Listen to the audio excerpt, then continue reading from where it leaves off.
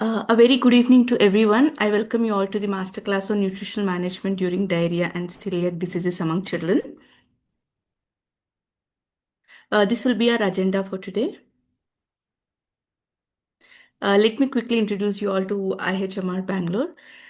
We are an exclusive academic and research organization in healthcare management. We span across healthcare management education, research and consultancy, training programs in health and related areas.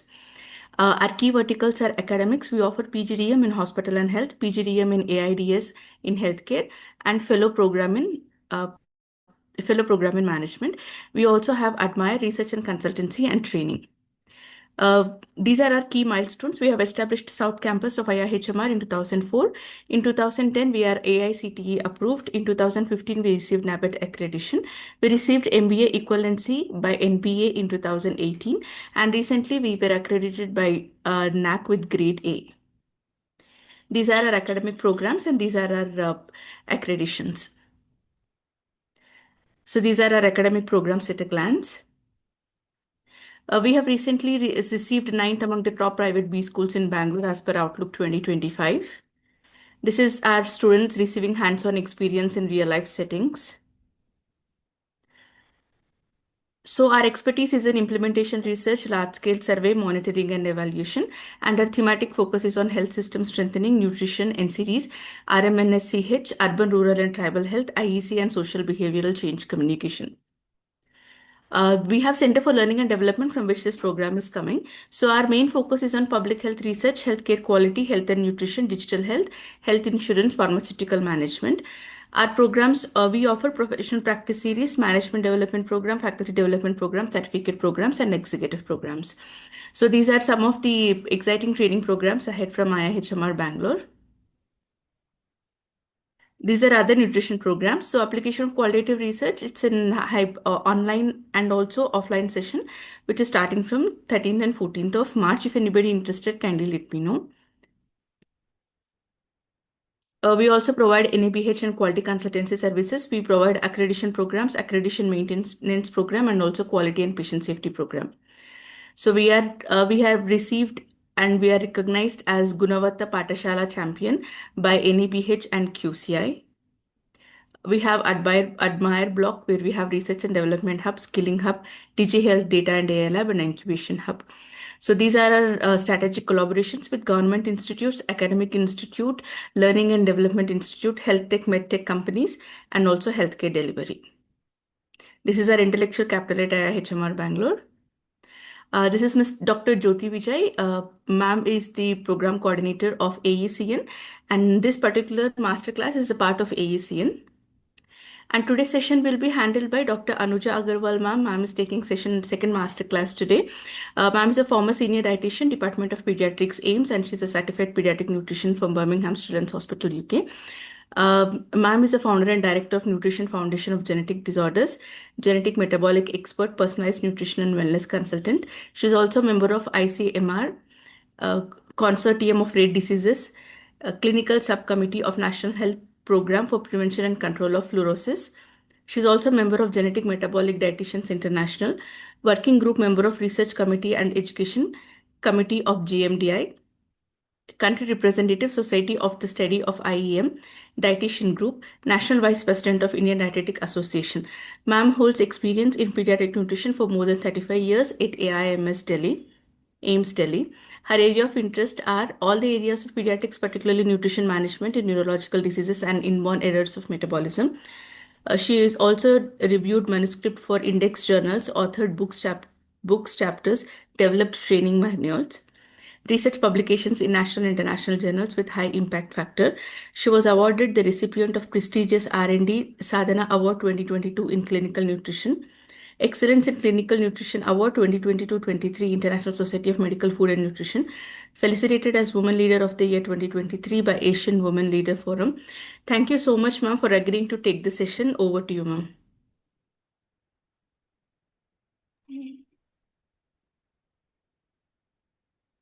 So let me thank you so much. Let me just open my camera for once. Video. Thank you so much, for inviting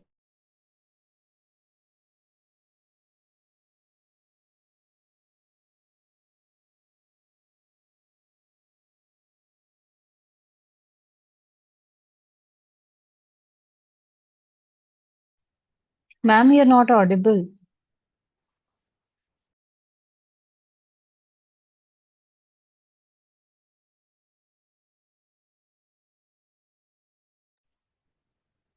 Ma'am, you're not audible. No, ma'am is not speaking. I think she's trying to set her camera. Okay, okay.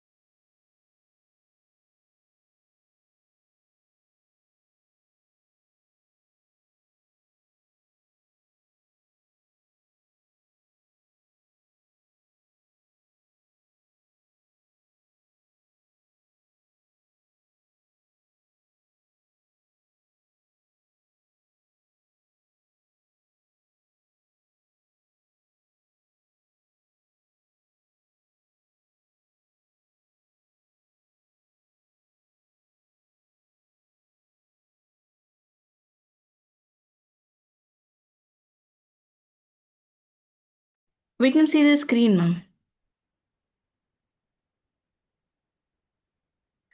You're on mute, ma'am. Sorry, you're on mute, ma'am.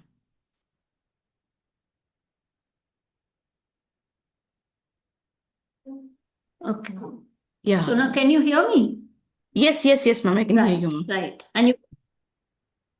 And you can see my slides as well, right? Yes, ma'am. Okay, fine.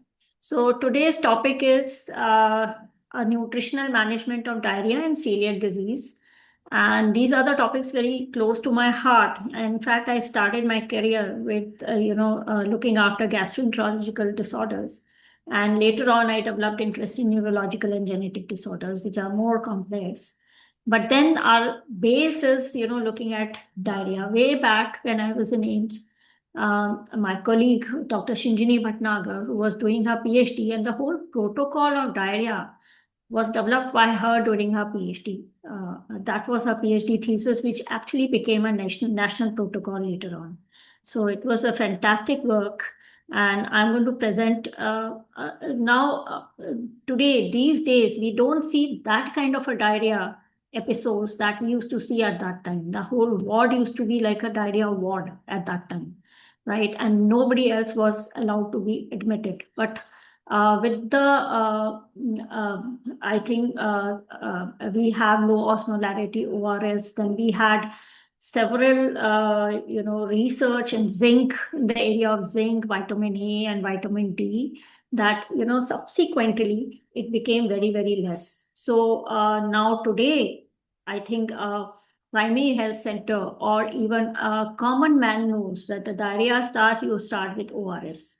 So not so many children come to a higher hospitals for the treatment of diarrhea unless it is very complicated. But anyhow, it is very interesting to learn the how diarrhea, can be, how diarrhea, nutritional management of diarrhea is really very interesting. Not going forward. Some problem today.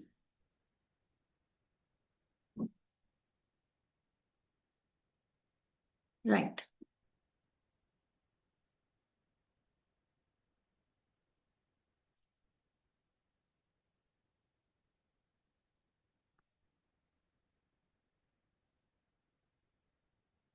So I think my first slides are not showing. So let us first. Introduction, ma'am. It is on introduction, infantile diarrhea.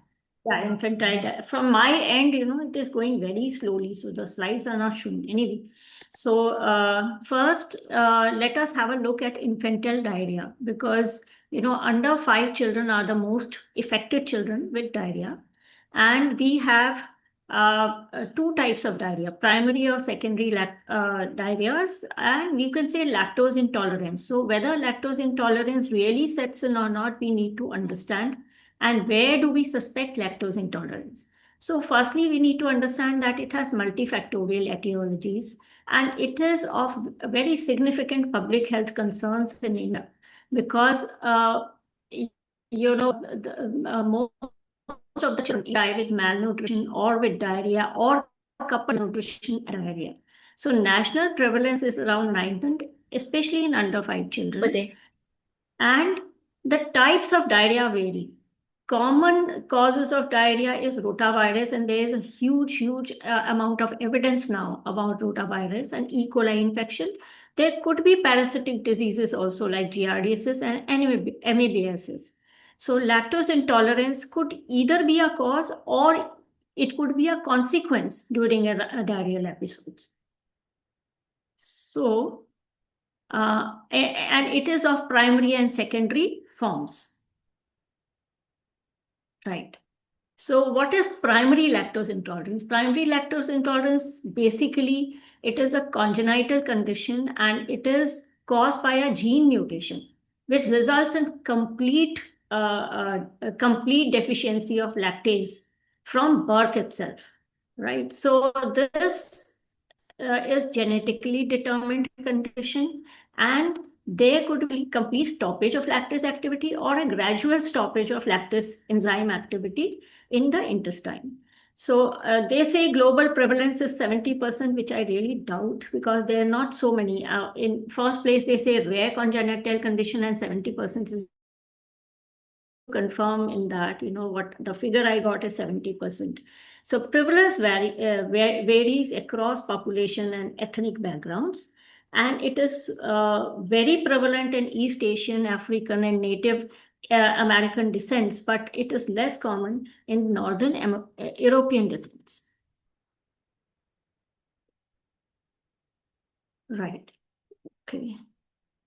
No.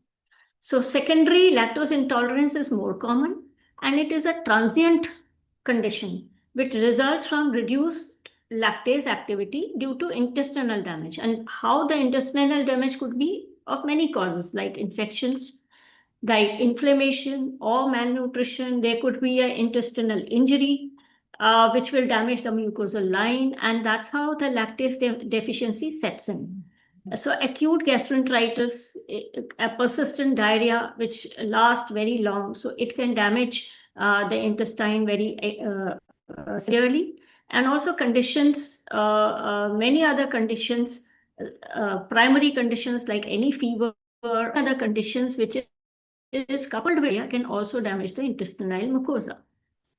But it is a transient condition, and it can be resolved as soon as the primary condition heals or gets cured. The diarrhea will also stop.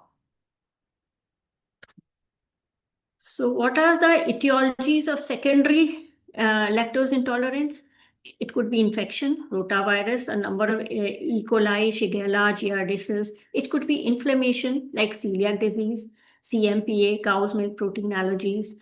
Prolonged malnutrition can also damage the villus of the intestine, reducing the lactase production. And also prolonged use of antibiotic use or treatment with the antibiotics can also alter the gut microbiota, and that's how lactose intolerance may set in.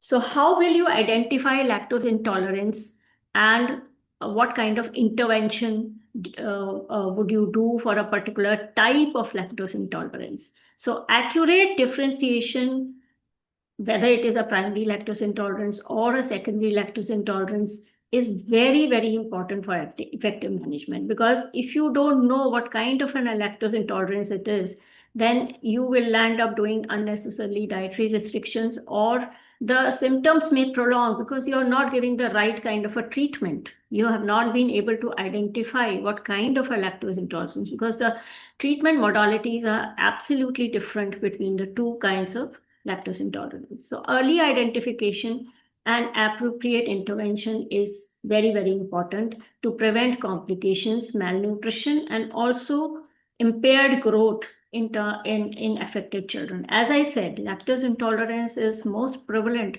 in under five children. So it is a period of very rapid growth and development, as well as brain development for children. So it will affect the growth in all aspects of the children. So how do we identify? It is the primary and the secondary lactose intolerance are different in terms of the onset itself. Like primary is congenital, it is there from birth, and it is due to a gene mutation.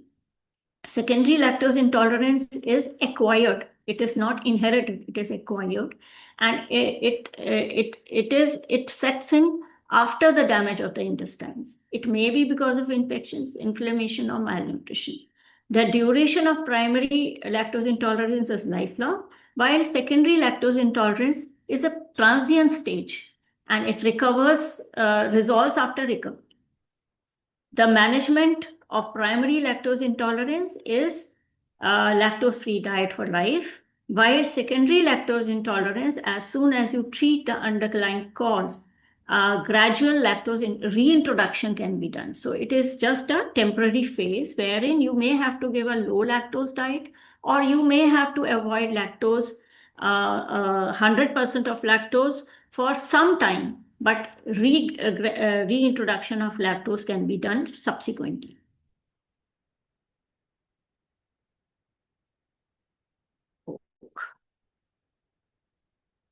What is happening? We're just skipping the slides.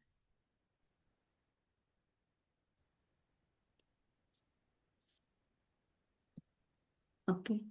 So clinical features also vary markedly. The primary lactose intolerance affected children will have severe diarrhea, abdominal symptoms, which could be abdominal distension and abdominal pain shortly after when the child is having the feed.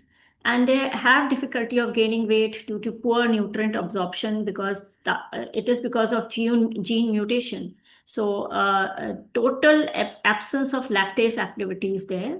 So if they are untreated, there is failure to thrive, and they could lead to further severe dehydration. While in secondary lactose intolerance, the common features could be watery acidic diarrhea or perianal irritation. That is very, very common in secondary lactose intolerance. It can sometimes weeks or months even after primary infection is settled. So, but if the primary subsequently, you can be sure if you have identified is as secondary lactose intolerance, then reintroduction of lactose is possible whenever there is a complete healing of mucosa. Depends on the severity of intestinal damage. Yeah. Right. So what are the diagnostic tests? In primary lactose intolerance, stool acid test, that is pH, is done, and genetic testing is done for LCT mutation. In secondary lactose intolerance, one could again do stool testing, and also reducing substances are very helpful. If the reducing substances are positive, then you have to do intervention with low lactose diet or lactose-free diet, whatever the case may be. The symptom improvement upon lactose, sometimes we don't even do stool pH testing or reducing substances. So you can just reduce a little bit of lactose and the symptoms have improved. So that is itself gives you a key that how to treat these patients. So when you come on the management, the primary lactose intolerance, that we have already said that it is a complete avoidance of lactose containing foods like milk and milk products. And you have to do the transition to the lactose-free or extensively hydrolyzed formulas. So there are extensively hydrolyzed formulas, and I can name one of the formulas is is Newcate from a multinational company, which is a Western company. It is not as of now available in India, extensively hydrolyzed formula. So it is imported from there. Indian company is not there who is making the extensively hydrolyzed formulas, but lactose-free formulas are available, which are soya-based. So, and these children need growth monitoring because we are avoiding one food group completely from their diet, which is milk and milk products. And we have to see that the diet they follow is very strict. Then ensure adequate amount of calcium and vitamin D intake for bone health as well as to prevent malnutrition. Then secondary lactose intolerance, you have to address the underlying conditions because secondary is secondary to a condition, some condition. Maybe it is fever, simple fever, or something they are suffering from, some systemic condition they are suffering from. So you have to first treat that condition and with antibiotics for bacterial infection or maybe steroids for IBDs and inflammation conditions. And one can provide reduced lactose or in severe condition lactose-free diet during recovery. So gradually one has to step up lactose as the intestine heals. So in probiotics, I would say the literature says you can incorporate probiotics, but we feel that there's more evidence is required for children in terms of probiotics. So routine use of probiotics, although probiotics is known to restore gut flora and enhance recovery, but for children, more evidence is required for the use of probiotics. So, okay. Right. So nutritional management in infants with acute diarrhea. Acute diarrhea, we always say nothing has to be done in acute diarrhea. You continue feeding the children, if they are on breastfeeds, continue feeding the breastfeeds. A lot of hydration is required. Maybe children may require simple ORS and nothing else. But anyhow, acute diarrhea of infancy, there could be significant nutrient loss if the children are not fed properly. And hydration has to be maintained. So continued breastfeeding.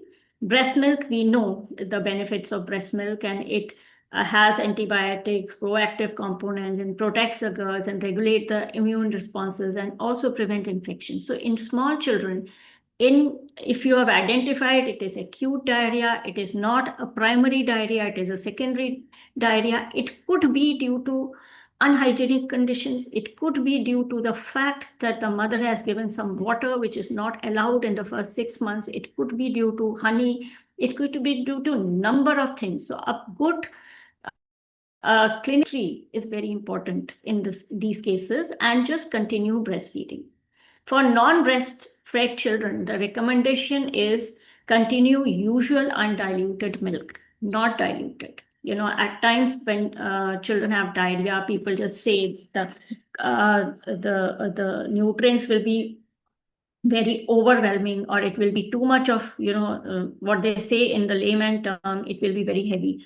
So they sort of start diluting milk, which is a wrong practice. So undiluted milk or the standard formula, if they are taking any standard infant formula, then continue to give them a standard formula, but it should be in smaller amounts and it should be fed more frequently, right? So that it is not if it is another classification of diarrhea, which is osmotic diarrhea, secretory diarrhea, and infective diarrhea. So sometimes in osmotic and secretory diarrhea, if you're giving too much of volume, they continue to pass loose stools and watery stools. So it is good idea to give them very small amounts at frequent intervals, rather than giving large boluses and at a large gap, at a wider gap.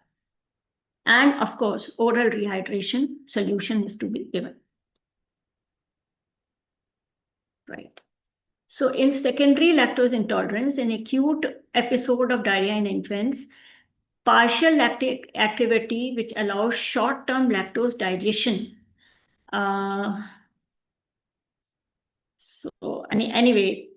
If symptoms persist in lactose intolerance and secondary lactose intolerance, then your nutritional management becomes more restrictive.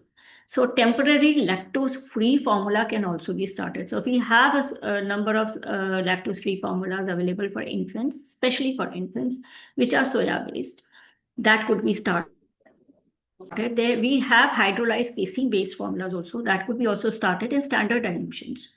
So, but prolonged use of lactose-free formulas are not recommended. So they have very little nutritional value, and children may land up without milk. Children who can take milk and lactate, the healing of the mucosal intestinal mucosin has taken place. Those and restored. Then the lactose reintroduction should also take place, because then these children will land up into nutritional deficiencies. So you have to resume normal feeds gradually as soon as the diarrhea subsides. Sometimes the consumption of lactose containing foods by the mother may also cause diarrhea in children who are breastfed. So it is better for the mother who are breastfeeding the children to avoid lactose for some time till the diarrhea in children subsides.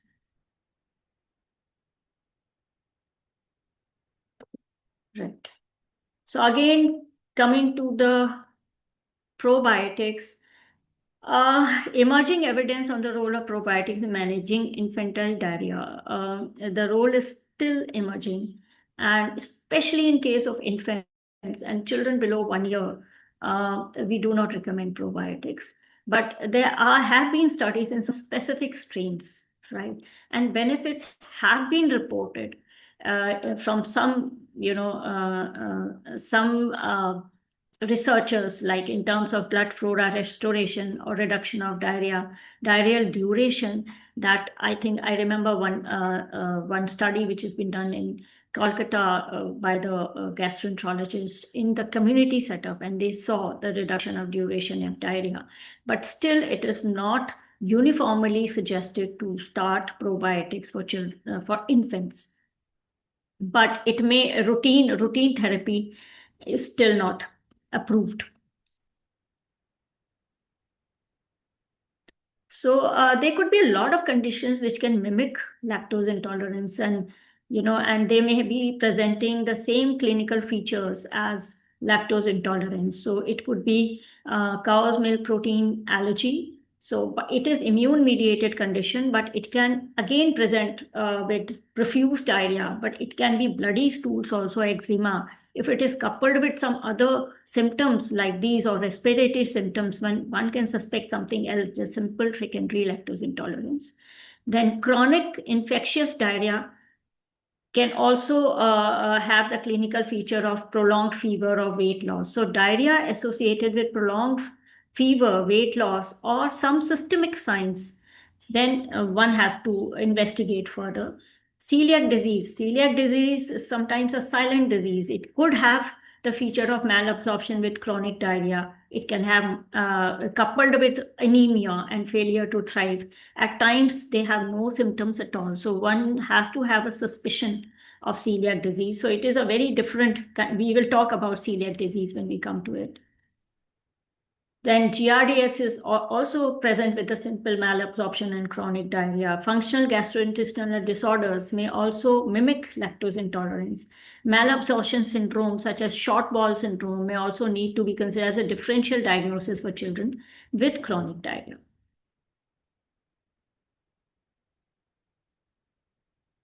Right.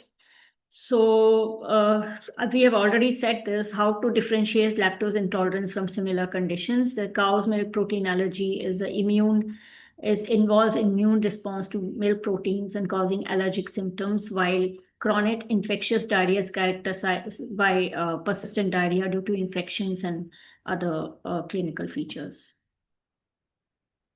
So a practical guide how to evaluate a diarrhea in infants. So one has to assess the duration and onset first. Determine whether the diarrhea is acute. Is it lasting? What is acute diarrhea? Diarrhea less than 14 days is termed as acute, and diarrhea which is chronic. The chronic is termed when the diarrhea is lasting more than 14 days.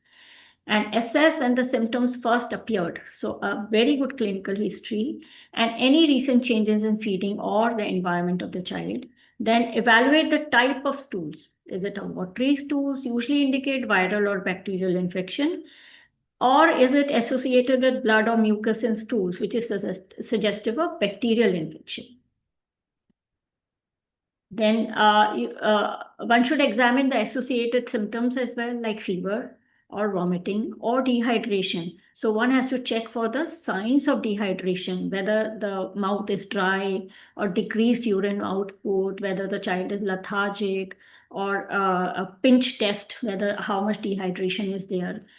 Assess feeding and hydration status, review the child's feeding habits, and check for the signs of dehydration. If there is poor feeding, it may suggest the underlying illness or intolerance to certain dehydration. Look for sunken eyes or reduced urine output.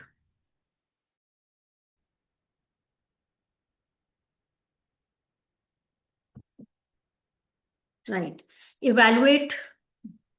Okay, it just goes over.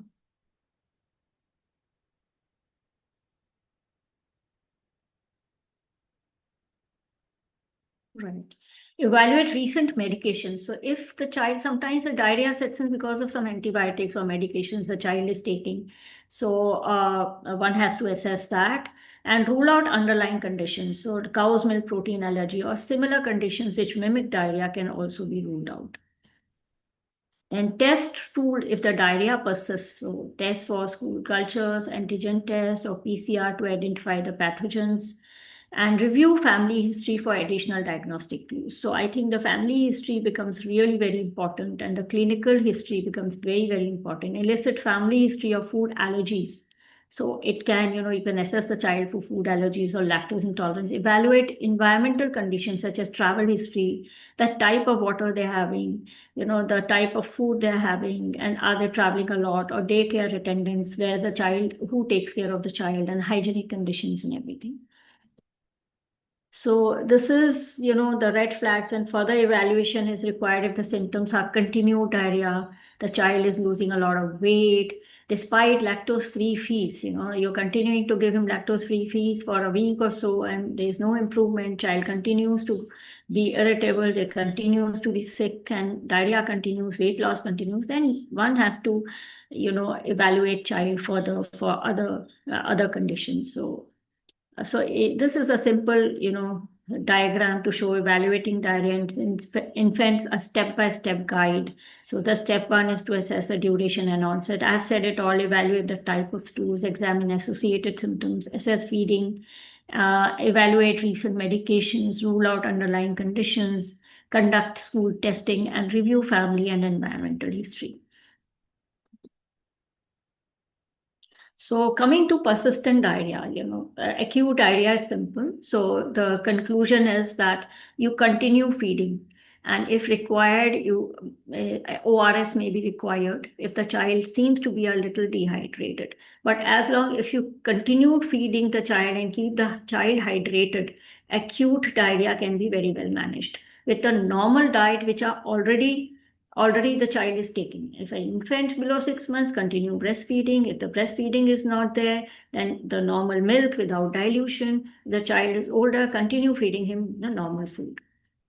Then the persistent diarrhea is defined, as I said, if the diarrhea lasts for more than 14 days. It's not going over. Yeah. So, as I said, the definition is more than 14 days, usually starts with an acute episode, because obviously to reach 14 days, he has to start with an acute episode and last for 14 days. And there's no respite in diarrhea for 14 days, continues to purge.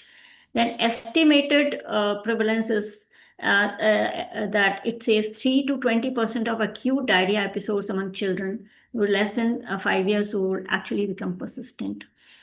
I think the prevalence is much less now, although this is a recent article, but maybe because I was in tertiary care, we did not get any children with persistent diarrhea unless there was some underlying other problems were diagnosed, like cow's milk protein allergy or Crohn's, or something else was diagnosed, or some serious condition diagnosed. The child do not continue to have persistent diarrhea. It is where the acute diarrheal stage itself is very well managed nowadays. So prominent causes malabsorption of nutrients, and particularly carbohydrates are malabsorbed. So it is a combination of malnutrition and enteric infection. There are prolonged diarrheal episodes with high stool output, reduced oral intake due to associated systemic infections, and dehydration and growth failure. So obviously, if the child is having a diarrhea for 14 days, all these things will also automatically set in along with malnutrition. So the goals of nutrition therapy is to commence feeding immediately in order to prevent malabsorption, and we have to facilitate the intestinal mucosal recovery. Continue feeding in order to prevent dehydration and malnutrition and growth factoring. Ensure normal growth as well as catch-up growth. We have to provide adequate nutrition for catch-up growth. We have to also provide micronutrient supplementation to replenish the loss of nutrients. So nutritional management definitely is a cornerstone of therapy in case of persistent diarrhea. So we have evidence-based, as I said, while my colleague was doing PhD in gastroenterology and especially diarrhea, which became a national protocol way back in 90s. So lactose-free diet are seldom required. We have an experience, even in persistent diarrhea, we are so quick to start on a lactose-free diet for children. But it is not required always. All we require is low lactose diet in most of the cases. But except in non-breastfed children below 6 months of age, definitely we don't have any solutions for that. So we may have to start with the lactose-free formulations for them. There have been many randomized control trials, many randomized control trials since we had that protocol in diarrhea. So there is a proven efficacy of mixed diet using home-based common indigenous food in the management of persistent diarrhea. And I'll tell you how. There is a stepwise treatment and management of diarrheal conditions. During diarrhea, feeding mixed diet facilitates the absorption of 80 to 90% of carbohydrates, 70% of fat, and 75% of nitrogen. This is a well-established fact. The mixed diet has to give to be persistent diarrhea. Nutritional and dietary intervention involves step by elimination and titration of nutrients. So how do we do a titration in nutrients? We'll talk about it. And particularly the titration is in terms of carbohydrates. We don't eliminate proteins, we don't eliminate fat. So a popular myth is people think, and even so many professionals think, reduce fat. So immediately fat is reduced, and what happens is it becomes a vicious cycle. Reducing fat reduces the energy, total energy in case of children. It lands up in malnutrition, and then again there's a lot of diarrhea. So diarrhea doesn't stop. The fat delays the gastric emptying time. I think it's the best to give a lot of fat to children when they have diarrhea. So we start with step one. Step one is initial diet A, which is a reduced lactose diet. As I said, most of the persistent diarrhea do not require lactose-free diet unless the child is below 6 months old. So it is reduced daily quantity of animal milk if the child is having animal milk. So how much animal milk you should reduce to? It is 50 to 60 ml per kg of actual body weight per day.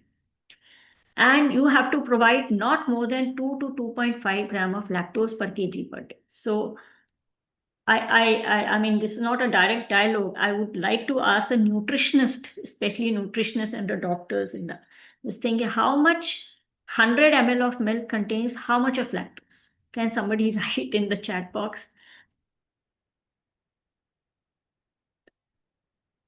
100 ml of milk means how much of lactose? So if somebody can speak, animal milk, maybe cow's milk, how much of lactose? So the total lactose, let me tell you, because it's not a direct communication. So total lactose, total carbohydrate in milk is just lactose. The I think you have in the carbohydrate chat box. I sorry. think before going further, I think there are some responses in the chat box. So Yeah. Arundhati had said 5 gram, and Yeah.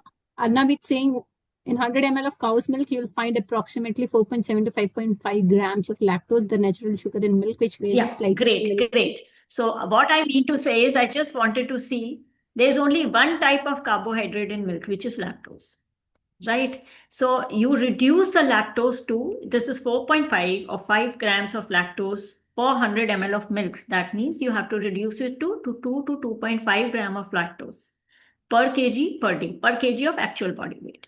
So diluting animal milk with water is not recommended to reduce lactose concentration. It reduces the energy density. As I've again and again said, don't dilute milk with water. So an energy density in case of lactose intolerant persistent diarrhea and the child which has a nutrient loss, which is also have malnutrition, it is very, very critical to have full energy. So lactose per unit of milk, there are certain ways how you reduce lactose per unit of milk can easily be reduced by adding some cereal in it. So when you add cereal in milk, then it reduces lactose per unit of that formula. So for example, milk or curd rice gruel or milk sudi gruel or milk dalia or milk puffed rice, something like that. If the smaller child milk powdered puffed rice, that is a mixed cereal with milk is reduces lactose automatically. Start feeding as soon as the child can eat, and there is no role of bowel rest in this. So a lot of people say, okay, give him rest. There is no role of rest because the child will lose further weight.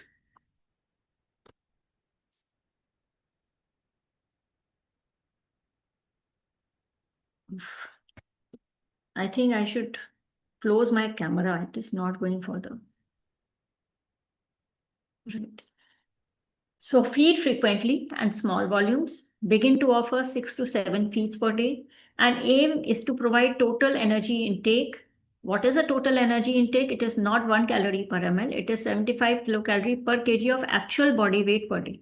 So it is 0.7 kilocalorie per ml. Again, we are mimicking breast milk. So somewhere breast milk has 0.6 kilocalories per ml of energy density, and the same density we should maintain even for the children who are older till 5 years of age. Increase energy gradually up to 150 kilocalories per kg over next 2 weeks to achieve weight gain. Right? NG feeding is recommended in those children who are not feeding too well. They are poorly feeding and they are losing weight. So you discontinue NG feeding after 24 to 48 hours. That is your call on this, whether the child still needs NG feeding or not. While NG feeding is in, you can even feed the child by mouth and see if the child is adequately eating by mouth. You can pull out the NG. So and also NG feeding is NG feeding is not discontinued till the systemic conditions, systemic infections are resolved and child starts to gain weight. Okay. So what is the rationale for diet A, low lactose diet? Diet A is basically low lactose diet. So we have seen in clinical trials that low lactose diets are better tolerated than lactose-free diet. So it does not increase the stool output and there is no risk of dehydration. The milk is liquid, it has no risk of dehydration. Secondly, then lactose-free diet, when you start a lactose-free diet for a child, it is very difficult to reintroduce lactose again because with the lactose-free diet, the lactase activity completely diminishes, right? It is the lactase activity sets in only when you take milk, when the lactose is present. So it just completely diminishes. And two, whenever you start introducing milk, it becomes very difficult. Then it is a process to introduce milk very slowly, very gradually, and takes a lot of time. And child has to be kept under observation sometimes not to restart diet. So, and as we know, milk is a only first-class protein, especially in case of children and also in vegetarians. So include milk, try to include milk in every diet, even if it is in the small quantity. As I said, milk cereals reduces lactose per unit of the formula, and they are highly palatable. They are consumed across populations. They can provide good quality protein if we sort of make diets in a certain way, and also it contains micronutrients. So faster weight gain is there. Mixed quality diet, which is milk cereal mixtures rather than milk-free diets.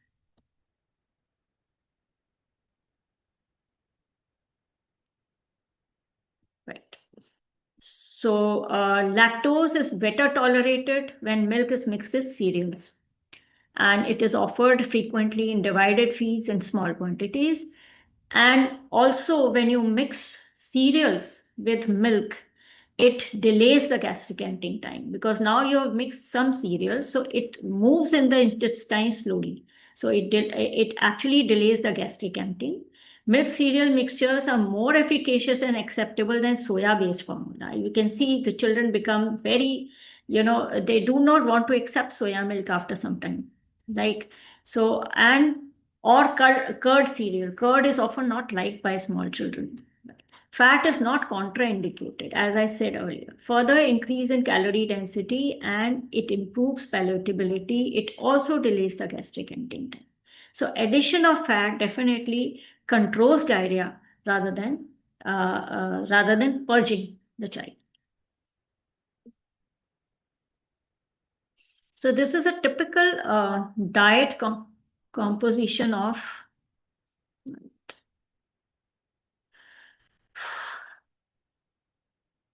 Okay, this is a typical diet composition of diet A.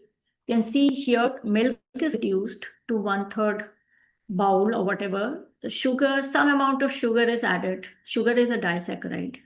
Oil is added. Some puffed rice powder is added. If the child is smaller, he cannot take grainy things, and especially when the child is sick, then it is better to have powder things instead of using something commercial.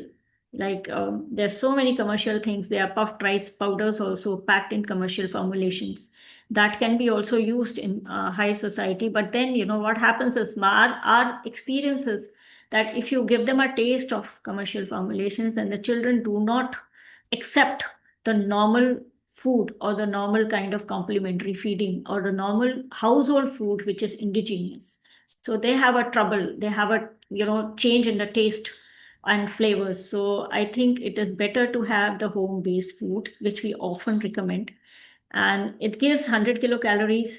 This one gives 96 kilocalories, and the protein is about 2.4 grams. So this carbohydrate provided by diet A is, you can see the mixed quality carbohydrate. They are disaccharide in the form of sugar and lactose, and they're polysaccharides also in the form of starch in rice powder.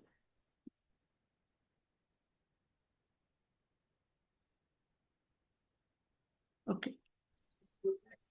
So most children, they improve on initial diet A itself.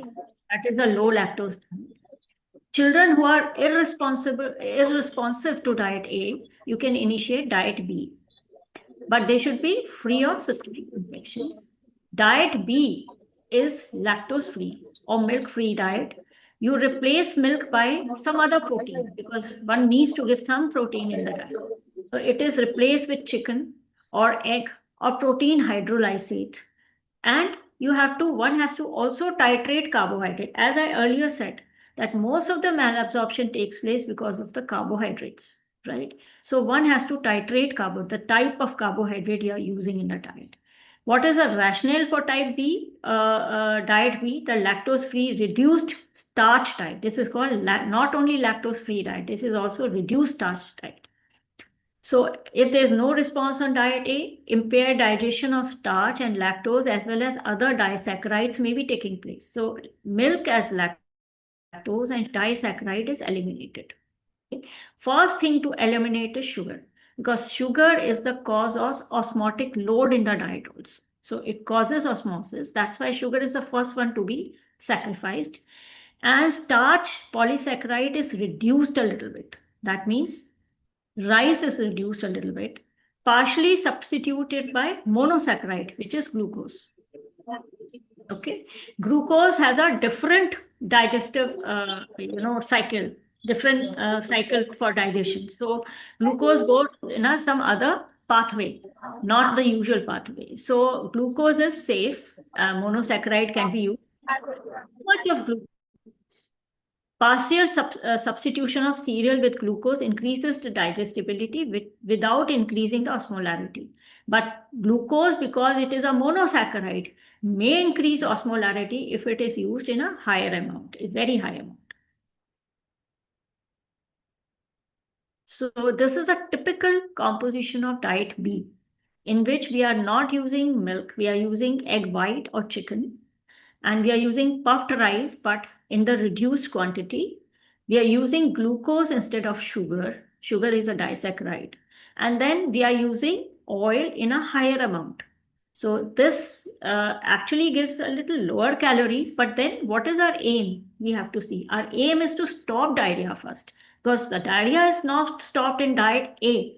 Now diet B aim is to stop diarrhea first, not look at the weight gain, not look at the energy density. How much is the energy we are pushing into the child is not our aim. Our aim is to stop diarrhea.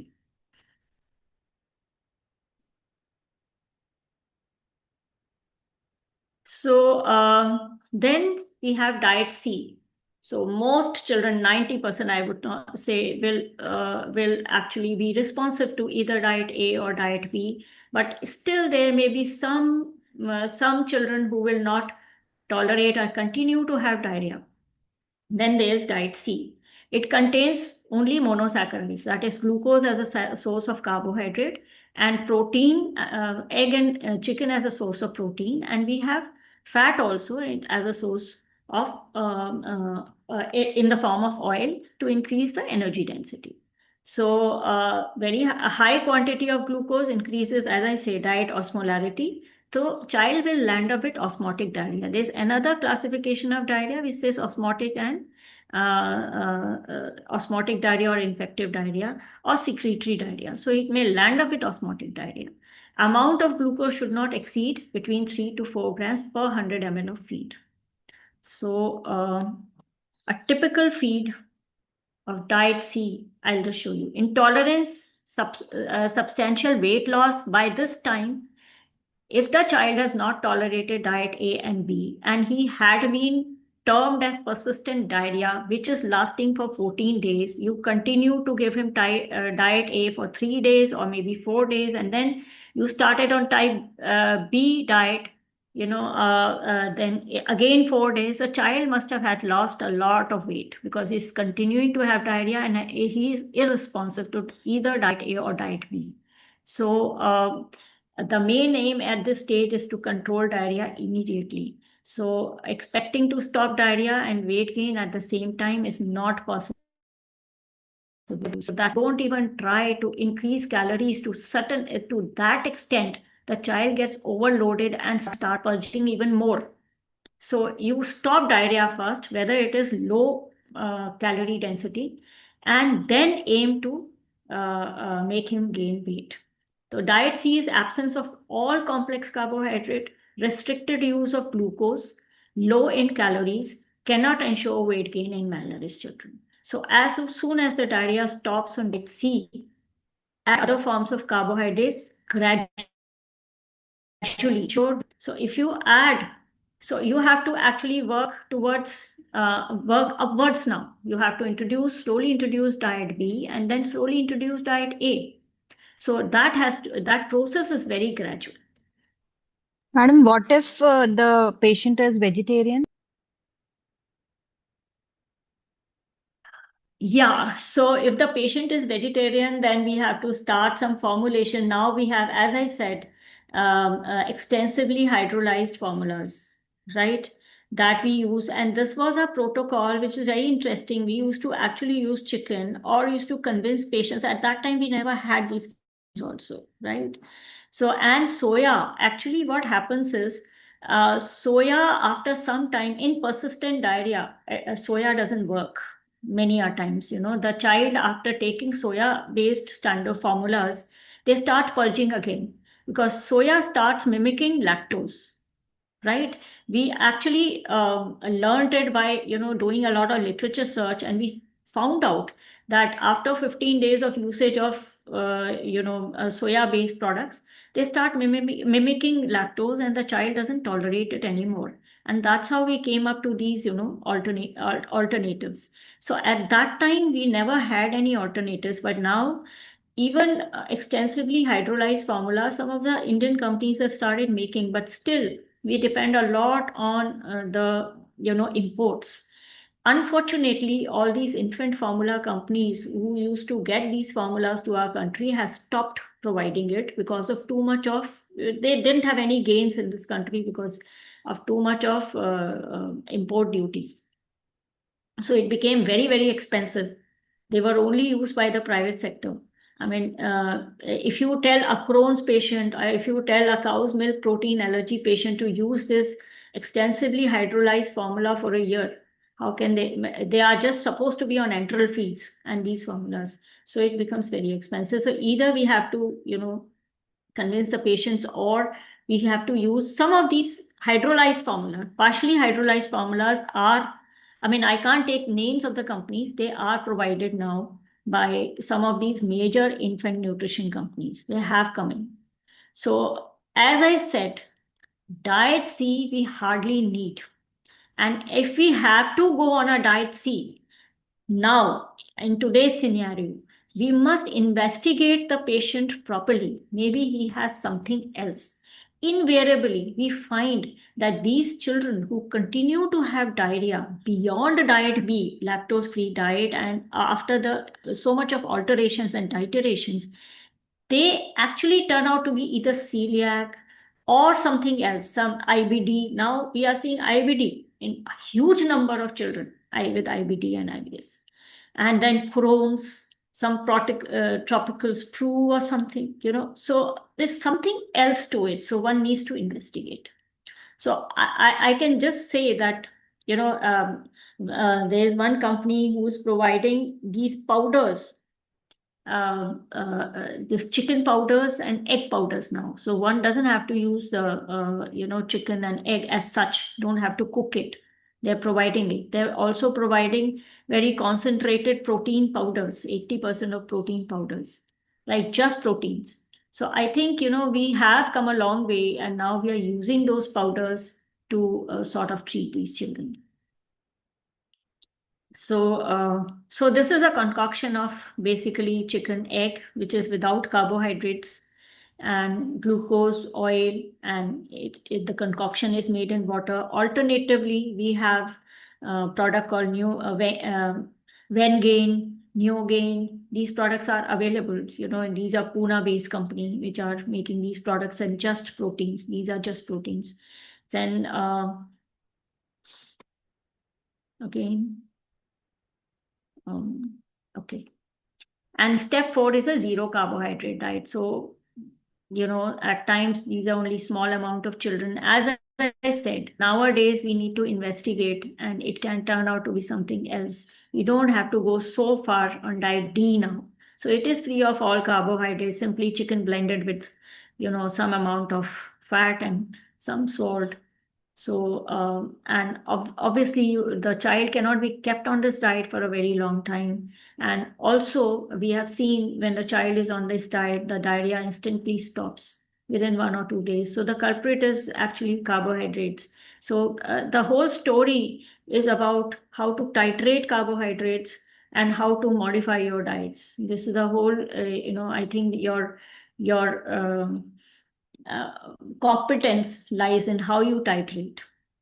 So that needs a lot of monitoring. So how, every day basis, the child's weight has to be taken, child has to be monitored, how many stools he has passed. So make a note of it, make a record of it.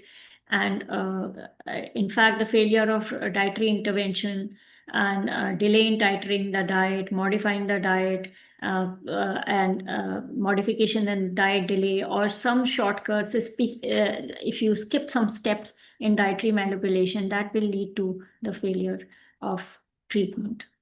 So it all requires, treating a diarrhea patient definitely requires a lot of patience and a motivated team, practical training. If you actually want to do, see, today also, starting a formula for a person from a low socioeconomic group sometimes becomes very, very difficult. The availability is not there, the accessibility is not there, and the parents cannot continue with that formula. So if you know the compliance is not going to happen in the long term, there's no point of suggesting such a thing where the parents will not be able to do it further. Or we have some support system where we are providing these tints to them or providing support to them in terms of, arranging these formulas for them. So in that case, this protocol, diarrhea protocol, comes very handy, and is still very practical, still very practical.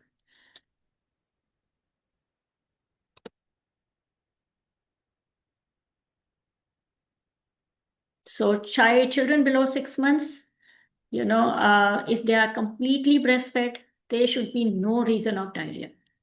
So you look for, if he's having diarrhea, look for hygiene, look for introduction of honey and water, which is culturally very, very, popular.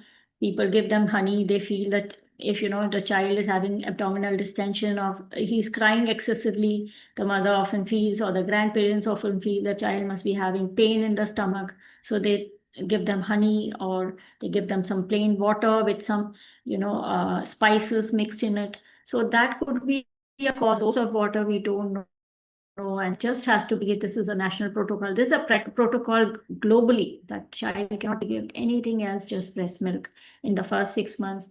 Then non-breastfed children, you can give hydrolyzed commercial formula. There are soya formulas, there are hydrolyzed casein based formulas, there are extensively hydrolyzed formulas. I can actually name one of the formulas is New Kate, from a very popular company, but they are not providing it here. But I believe that the private sector is still getting, maybe from the gray market, I really don't know, but the government sector doesn't get these formulas anymore in the market. So continued diarrhea, look for other causes. So as of now, one should look for other complicated, child may be suffering from something complicated, more complicated. So there are frequently asked questions: when should the change be made from initial diet A to the second diet B and diet C? So in the absence of initial or hospital-acquired infection, the diet should be changed whenever there is a treatment failure. So if you feel the child is not responsive to diet A and there is a marked increase in stool frequency on the low lactose diet, usually more than 10 watery stools per day. So, and you can initiate initiate the other diet, the next diet.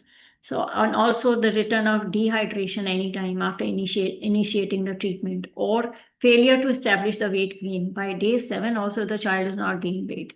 Then you have to go over to the next level of diet.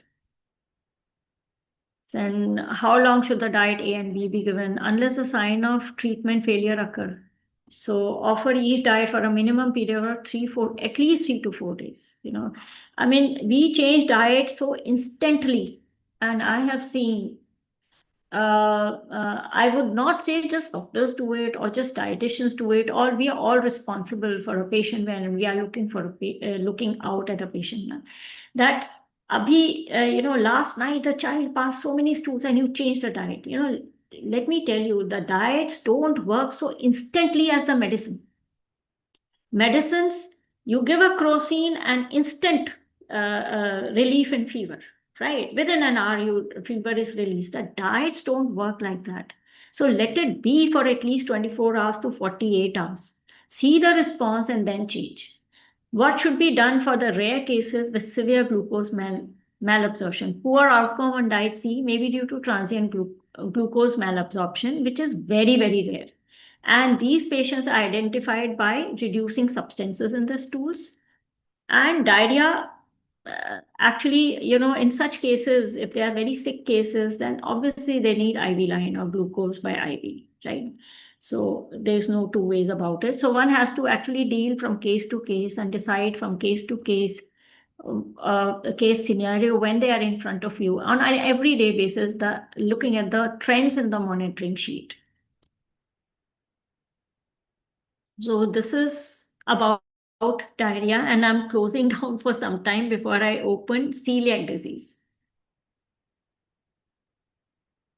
So I'll have to share another set of this thing. Any questions anybody has?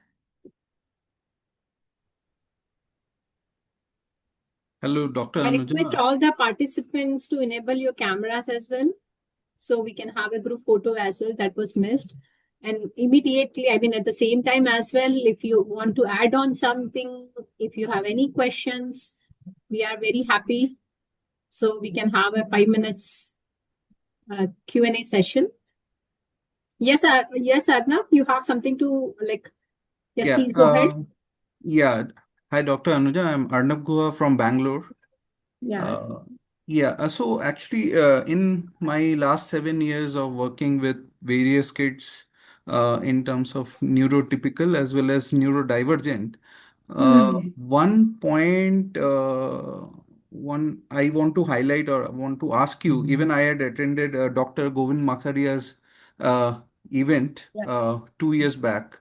I feel that the more we prolong introducing gluten to a child, let's say till the age of 5, there is a chance that lactose intolerance and further gastric issues may be lesser in frequency. What I want to say is the if you Delayed introduction of gluten, right? yeah, late introduction of gluten, maybe something the study has not been done, and one of the obvious reason is very big brand is introducing gluten at the age of 4 months. So 4 months or 6 months, even the parents, those who are not that well versed with the food industry, they are starting gluten even at the age of 2 months somehow by in the with ragi they are adding ragi and wheat and water and little bit of this one. So there are a lot of things which is happening where we don't have a control as a professional.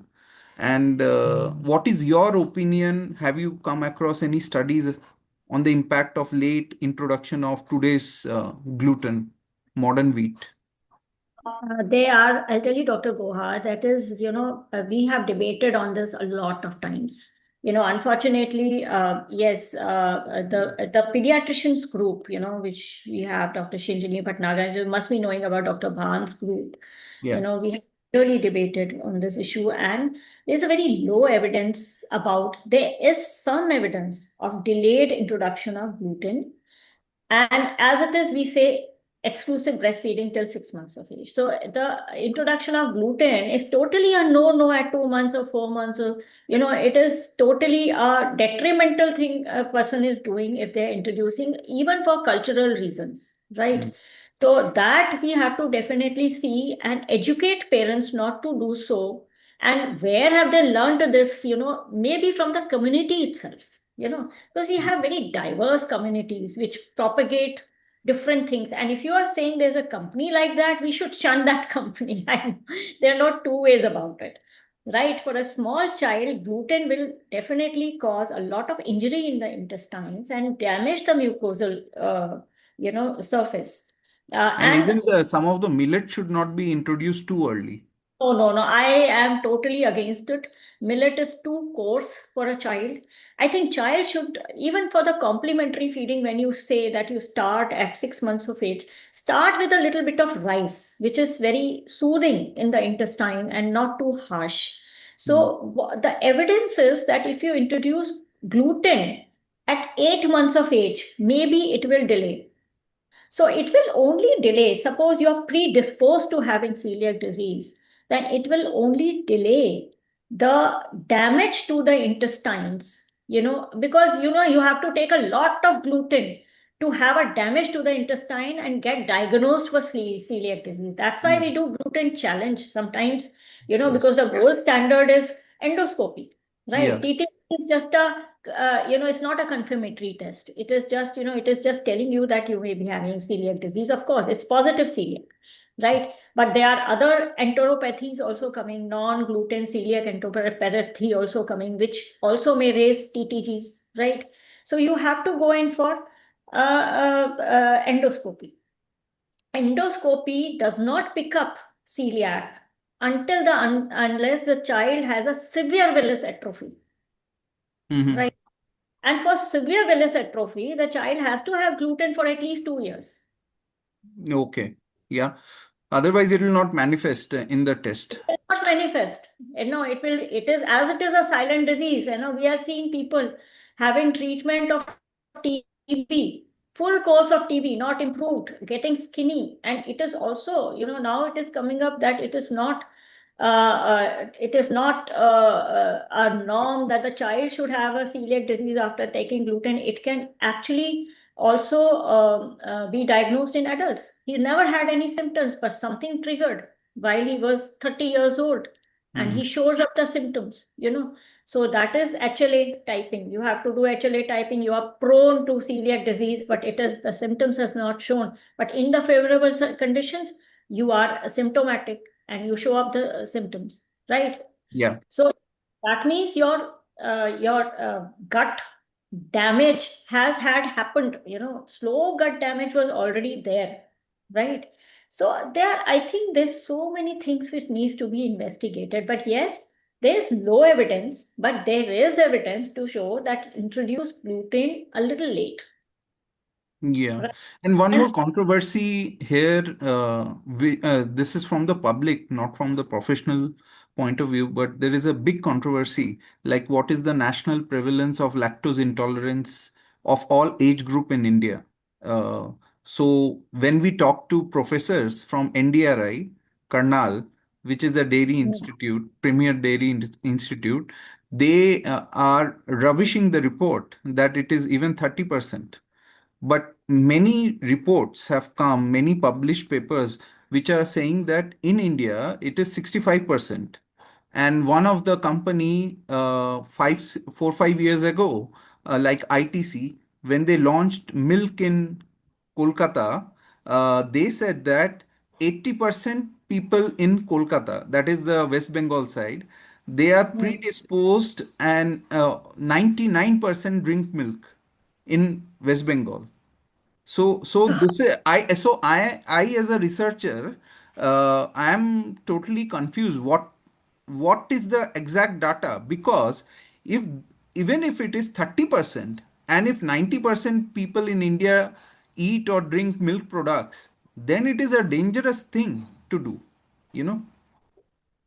Yes, but there is a lot of political things also over here, because we are the largest producer of milk first, right? Yeah. We are also, we have, just as I said, we have only one first class protein in our diets if you are not meat eater or fish eater, right? So vegetarians have just one first class protein, which is milk. Yeah. So I strongly recommend. See, I don't drink milk. I'm telling you from a personal listing, I don't drink milk. Vitamin D deficiency is not there. Calcium deficiency is not there. So I am not I can eat non-vegetarian, but I don't do so consciously, right? I do socially, but not at home. We don't cook, right? Mm, mm, So there's something else also working now. So it is not just about milk. You can have curd, you can have paneer also, but we are so obsessed with milk. yeah. Paneer has lesser lactose. Curd has lesser lactose, just half, okay, of milk, right? So I don't know. People are, like old age, they will give milk in the night. It is not required. It is actually leading to abdominal distension and a host of problems in old age. So it's better to have now curd is supposed to be cold, right? They will not have it in winters and all that. Like there's nothing called cold and hot. Although now, because a big thing is coming, a lot of studies coming in Ayurveda, they're saying it is cold, right? So we need to somewhere integrate also. So I just can't say, because they are also doing studies. And my own sister says, नहीं मैं दही नहीं खा सकती हूँ क्योंकि वो ठंडा होता है ना तो मेरा गला जकड़ जाता है. I said, really? You think so? So she said, yeah. And This does we not never happen believed to in it. nutritionist, I feel, ma'am. We eat curd during night as well, but it does not Yeah. during winters as well. Nothing Yeah. happens to us. Nothing happens. So what I started, my remedy was, I said, okay, you don't drink milk, you must have curd. But if you think, if you feel that it is like that, why don't you make tadka in the ghee, put some, jeera in it and haldi in it and put it over the dahi? Mix it, right? Mix it. So I think there are solutions for everything, and people are averse to taking curd. Curd definitely is a probiotic. Curd is also supposed to have less lactose, right?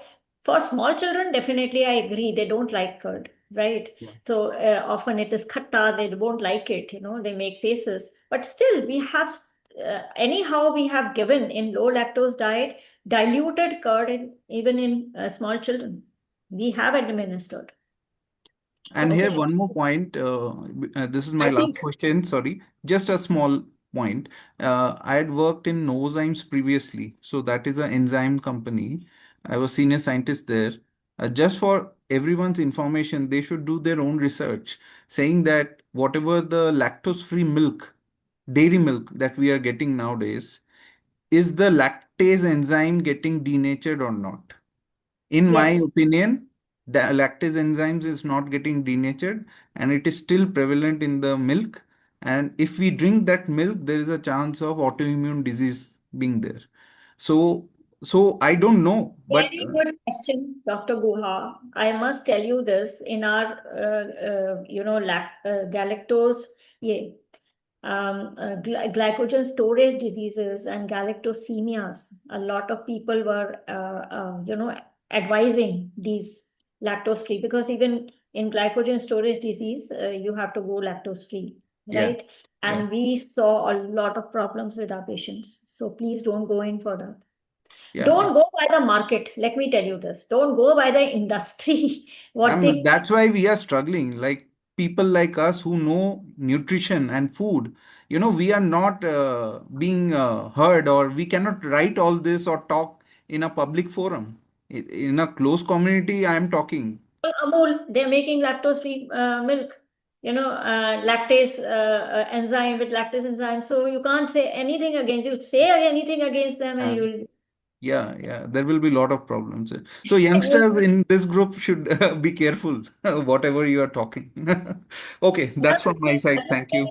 Just related to your, form, enteral feeds, and anytime we have these, it's very interesting. And we always tell the doctors when we go for lectures that, you have seen what is the composition of breast milk. Everybody knows, and when the infant is on the formulation, that also mimics breast milk, whether it is any company, any infant formula, or even lactose-free formula, are actually mimicked with breast milk. Same amount of protein, same amount of carbohydrates and everything. But when we use any other formula, for example, made for a disease condition, we just see the company has written the dilution in 30 ml water, 1 scoop. We don't even see how much of energy density is going to make up. For a small baby, it can be disastrous. Yeah, I have seen 8 grams of scoop, and they are recommending this in 30 ml, just like you recommend an infant formula, the normalist. So you see, we are doctors, we are dietitians sitting over here. The infant formula is 4.6 grams scoop in 30 ml, which gives the energy density of 0.6 kilocalories per ml. But if it is 8 grams scoop, one needs to calculate the calorie density. Don't go by the dilution the industry is giving. correct. Right? Yeah, absolutely. Never. Right? So we are professionals. We have to see what we have to do with our children and monitor them. Titrate the things. Don't go by the claims the industry is making. Yeah. I mean, very So good interaction. I feel like it should keep on going and going, but I think let me check with other participants if they have any other questions. I mean, thanks Arnab for making this interaction, I mean, very evidence based. So I'll just open celiac disease, which I'll finish very Yeah, fast. sure, ma'am. I think if we don't have any questions from participants, then I think, is there anything from Dr. Veena, Dr. Pratima? Dr. Veena has texted something in the chat box, right?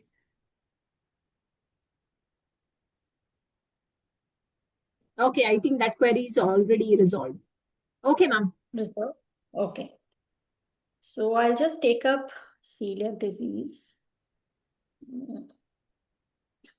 So, ma'am, Arnab is in food product development actually. Acha. Yeah. Oh, that's so I think I'm connected to him on the LinkedIn or something. Yes, ma'am, we are connected. We are connected, and we are doing, Dr. Guha, we are doing a lot of product development for our inborn errors of metabolism. So we'll connect again, right? Sure, ma'am. Actually, just for your information and a small point, we are launching a Spotify Plaposh Choco Milk Powder. It is a plant-based milk. We are trying to, reach at least 80% to the milk level of efficiency. And it has 15% plant-based protein and 6% fiber. And we are not adding any soya, almond, I'll get it preservatives, color, because it's very anything. interesting. And I must introduce you to Dr. Iram, who is also very sought out in product development. Very, we are making it. We have got the. And she was my they are professor. the student of Dr. Iram only.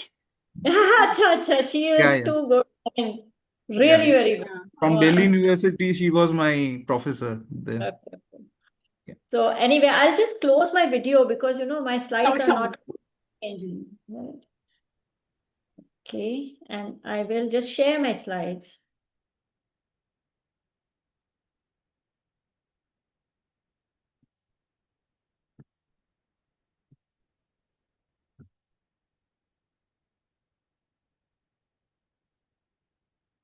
Can you see my slides? Yes, ma'am. Okay, I'll put it on the show. I don't know, it's not going on a slideshow. It is taking time.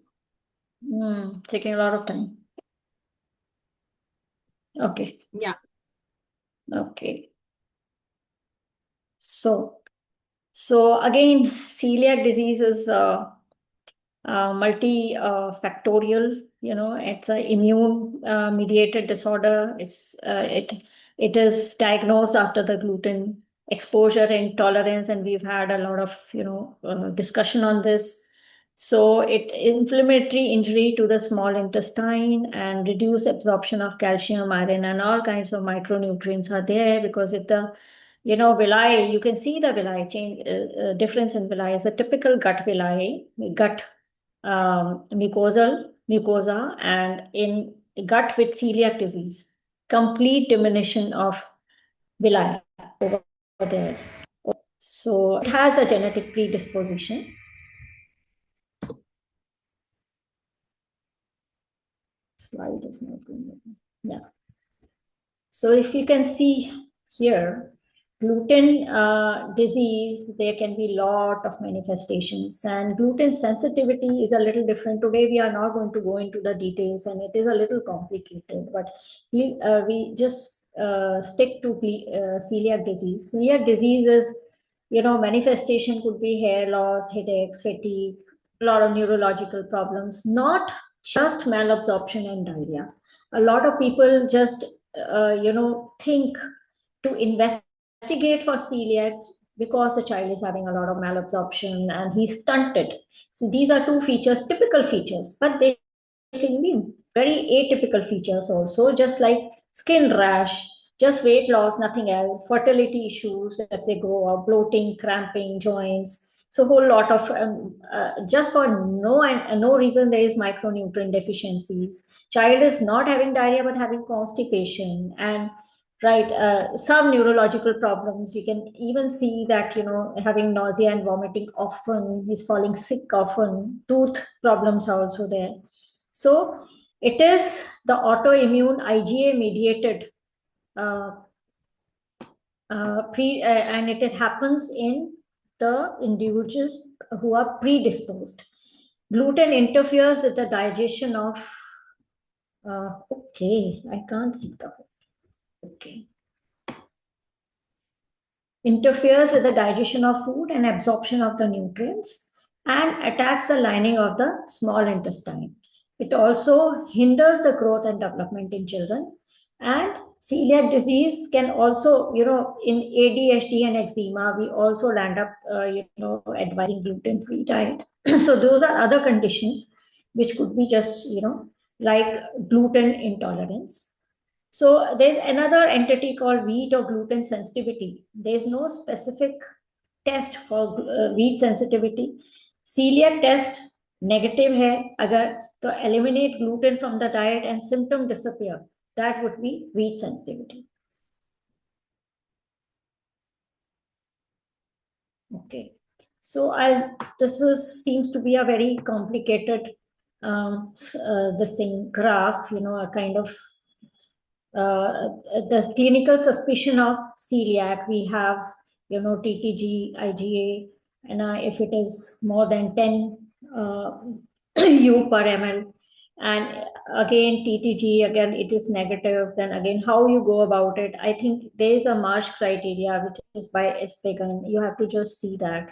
And nowadays, this, I don't know, this is an unknown person, but which year it is, but we don't do gluten challenges anymore, because we have seen in the identified or true celiac disease person, if you do gluten challenge, it could be very, very risky. We used to do at one point of time when we started diagnosing celiac disease, and we didn't know how to go about it. So a lot of patients used to refuse for endoscopy, which is a gold standard for the diagnosis confirmatory test for celiac disease.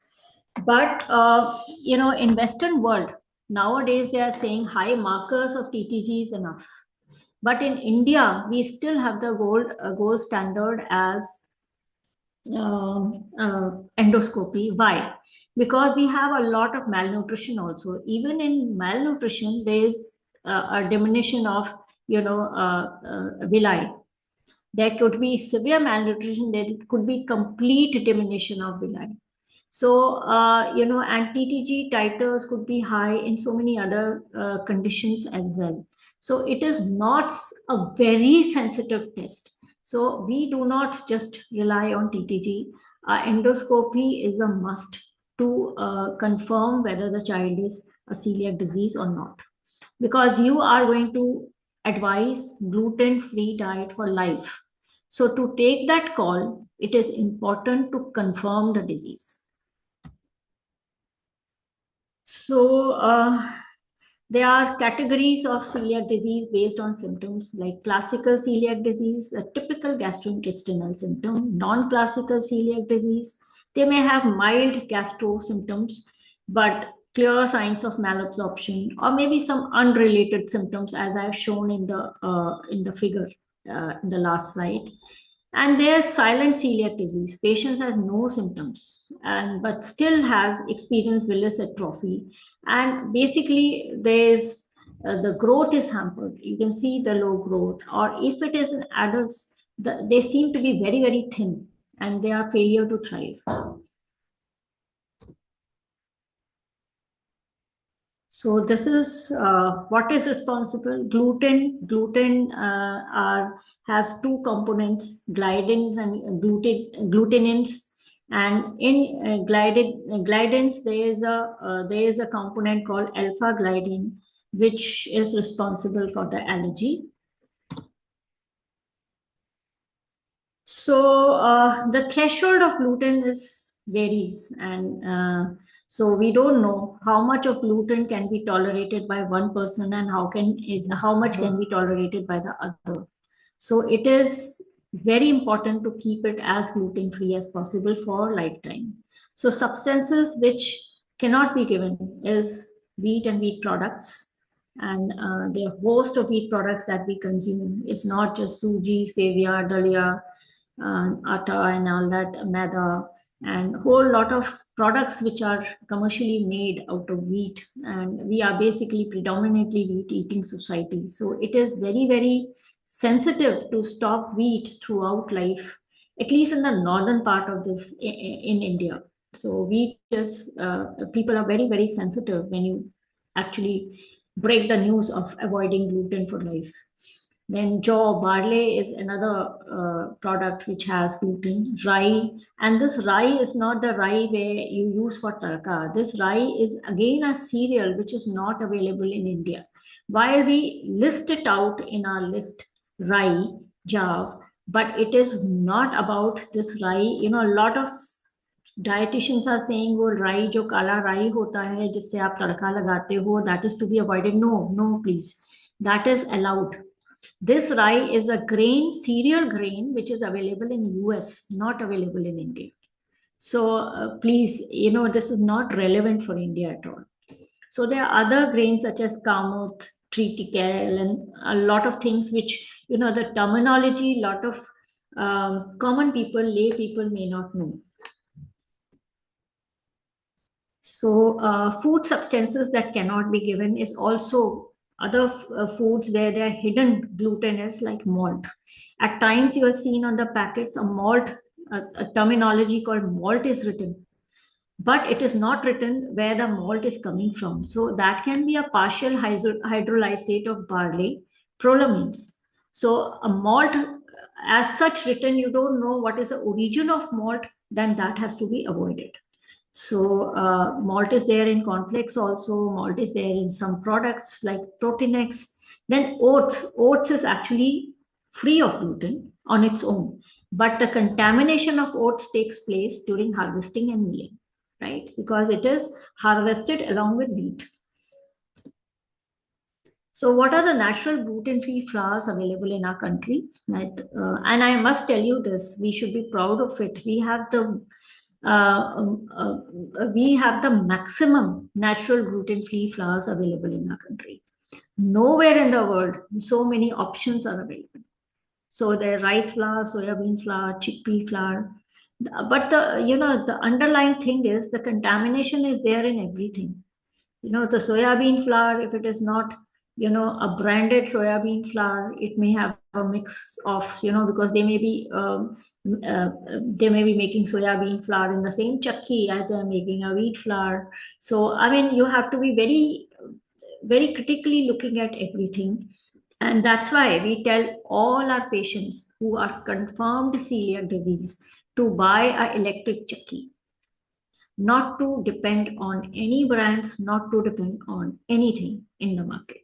Of course, off and on, they do buy some brands, which are, we are also very confident about them because we have again and again tested their products and they came out to be, 100% gluten-free. So this is a list of gluten-free natural flours which are available in India. And then we can also motivate the patients by saying that it's only wheat which is eliminated from your diet. You can have all products made out of rice. You can have all pulses and all pulses flours, all vegetables and fruits, milk and milk products. So lactose intolerance again is transient in case of celiac disease, very short-lived. As soon as you make it gluten-free and the intestinal healing takes place, the lactose intolerance diminishes. So lactase activity starts and one can start milk. So it is a temporary stoppage of milk in the initial maybe 15 days or so, and then they can start taking lactose containing products. So animal products like egg, meat, fish, chicken, they can all be taken, but commercial preparations have to be checked. At times, a lot of flour, like refined flours, are added to these commercial products to make it thick. So even if you go in the restaurant where you order some gravies or curries, they may be making it thick by adding maida as a thickener or refined wheat flour as a thickener. So that one has to be very careful about. Then the unexpected sources of gluten. Gluten can be used, may be present as binders in the processed meat. It can be present as malt, like chocolates and nutritional supplements. It can be used as thickeners in tomato ketchups, canned fruits, flavored milk, ice creams, and processed cheeses. And it can be present due to improper milling of cereals and spices. And there are some non-food items like toothpaste, gums, and now gums are not available on stamps, we don't use it anymore, but cosmetics and tablets can also contain gluten. So this is a typical, our pamphlet we used to have in AIMS, and we still give this, we modified a little, but we still give this, which used to have all the information. written over here, and green is the positive things and red is those things which need to be avoided. But of course, as you see the patients and monitor the patients and call them for follow-up, they come out with new things and ask queries whether they can have this or not, because a lot of people in our country don't know how to read labels. So that is another challenge we have. We have to make them, we have to teach them how to read labels, and what if a typical terminology is written there, you should suspect there could be gluten. So that is a full chapter on its own. So one needs to offer interesting alternatives when we are making gluten-free diets. Of course, taste is above nutritive value. All children, of course, there are children, even adults, place taste and flavors on top of nutritive value. Nutritive value comes second, and then comes variety. So we have to motivate them by offering a lot of taste and variety and recipes to these children. So, and how the combination of flours can be used to enhance their nutritive value. So, if you use rice flour, so rice flour doesn't have much protein. So if you want to give a lot of protein, so rice flour plus soya flour can be mixed into it, or besan can be mixed into it. And, a lot of parents actually have come up and told us by making, by experience, that how much should be the ratio of these flours to be mixed, not to make the chapati too hard. Because, mixing of the flours, and how you should add a little bit of ghee or oil in the while you're kneading the flour, so to make the chapatis puff like the normal chapatis and taste like normal chapatis. So this is again a skill that a lot of parents have been able to crack a lot of options and lot of ratios. So what is the regulation in India and FSSAI? So regulation is a little weak. They do say that, gluten not more than, 20 mg per kg of food. But gluten, as per on the packets, is not actually tested on the field. So that's why all these cottage industries have come up who claim to be gluten free. But many a times we have tested them out and seen that there's small amount of gluten present over there. And why we got them tested is because we felt that the child is, some parents feel that the child started having abdominal pain, after having this product, since the time we have bought this product. So we got them tested and we found that some amount of gluten. So we can't really trust them. But lot by lot, these things are not tested by FSSAI. So we definitely, FSSAI actually says self-regulation. So, but self-regulation is often not followed. So our licensing system, testing of food, gluten-free food environment like restaurants and outings, safe brands, frequent changes in composition of the food items. So we need regulatory requirements are required for all this.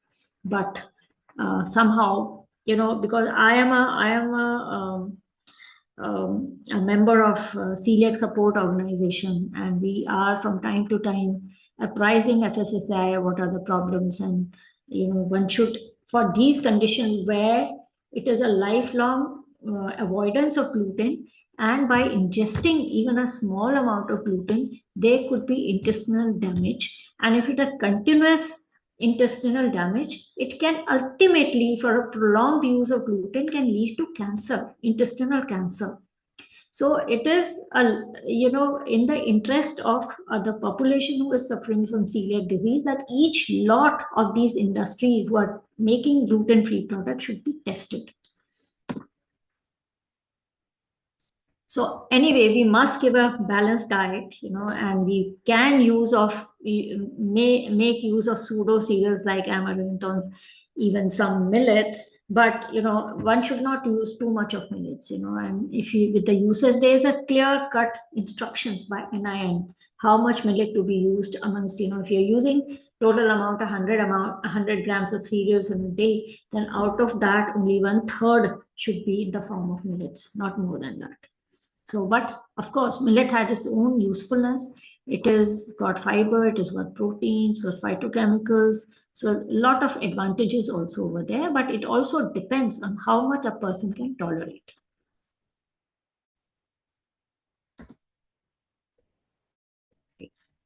So healthy food, I will not go into the detail. I have already said all this.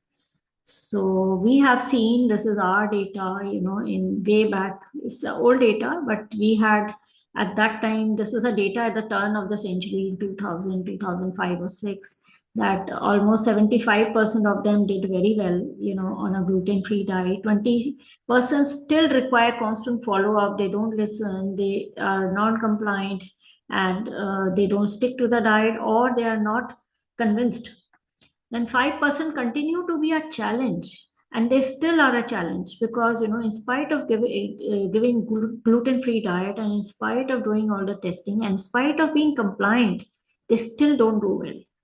So of course researches are going on, and that's why we come up with other enteropathies in it, which is non-gluten enteropathies. So prevention strategies are not foolproof. Avoid unnecessary gluten restrictions in infants and young children without celiac disease or gluten sensitivity.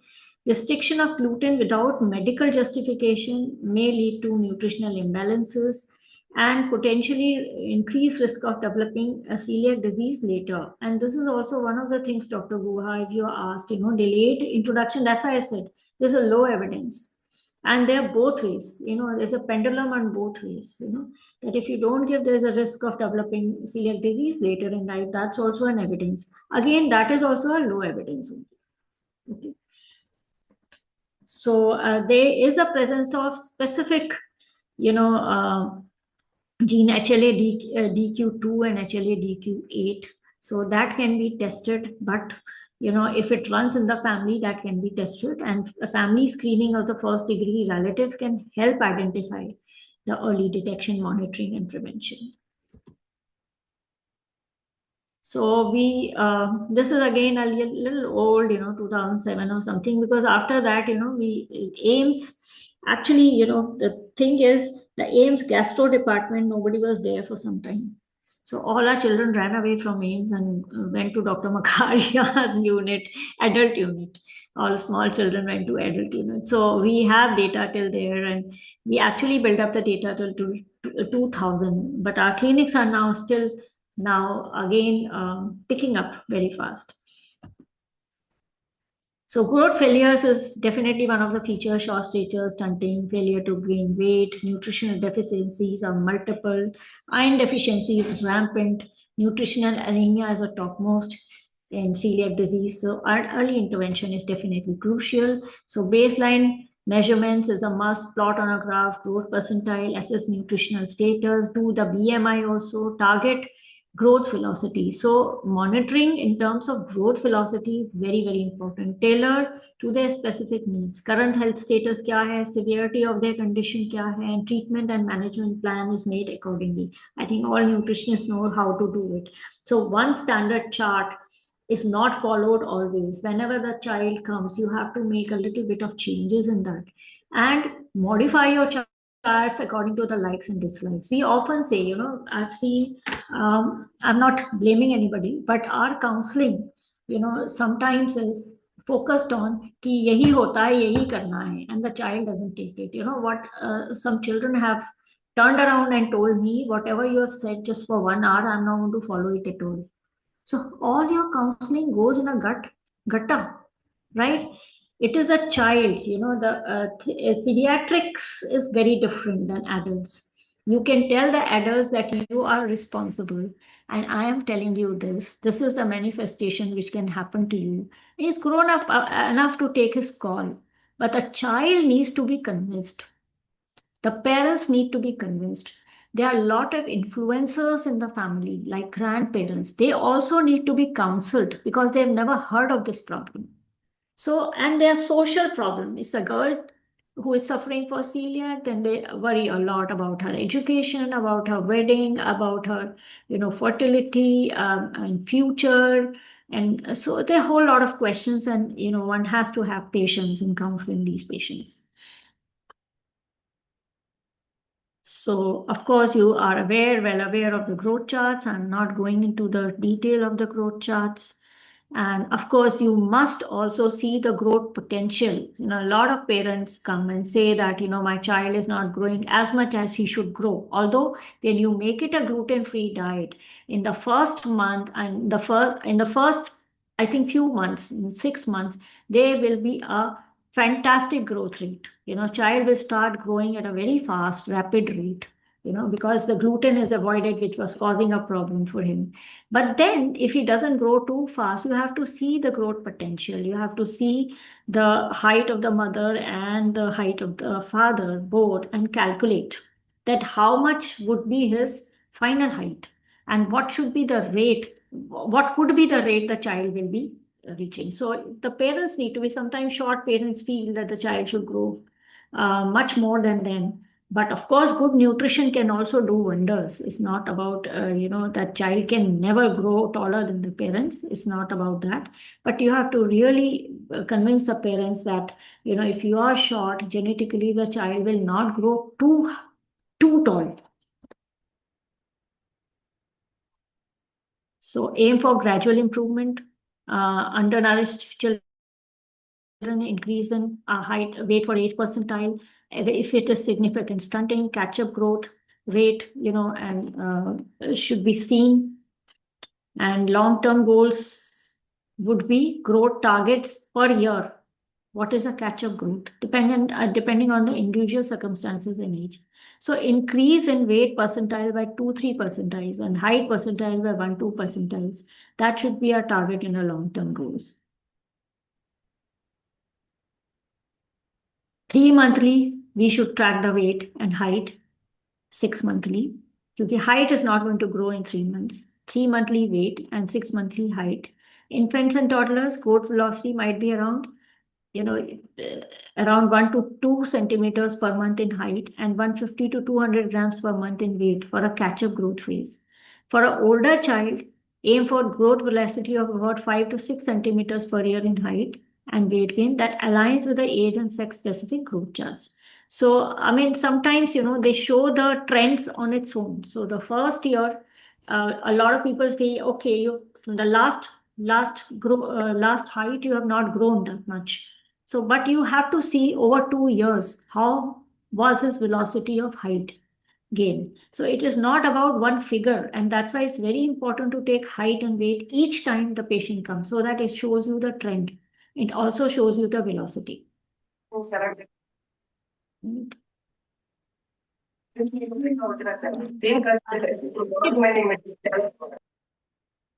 So I'll skip some slides. Eliminate strict adherence to gluten-free diet, eliminate gluten, ensure strict lifelong gluten-free, avoidance of all sources of gluten, including wheat, avoid cross-contamination, that ensure that the gluten-free, we even say gluten-free kitchens, and gluten-free food is not contaminated during preparation. So if the child is only a celiac and other people are not celiac in the family, then this child's food has to be cooked first. Because if the wheat-based food is cooked in the kitchen, then the wheat will be everywhere. It will even, a minuscule amount of wheat can enter and contaminate his flour, which is gluten-free flour. So we always advise to cook in the clean kitchen, cook the gluten-free food first and followed by the normal food. It's not okay. So strict compliance with gluten food, predictors of poor compliance is social taboo. Sometimes they don't accept a gluten-free diet is for a long time, and there are a lot of influences in the family. In low-income families, cooking separately is a problem. The insufficient dietary options could be there, and commercial non-gluten diets are not easily available. Now they are easily available, but then, they're is it 100% gluten free or not? That is a question. So they do give some certification that it is 100% gluten free, but often our parents, have got them tested and found gluten in many of the products, and only a very few products we can trust. Labeling of the gluten free diet legislation is there, but it is not strict and it's a pure formula. So supplementation of iron, calcium, vitamin D, B vitamins, zinc and magnesium if deficiencies are noted.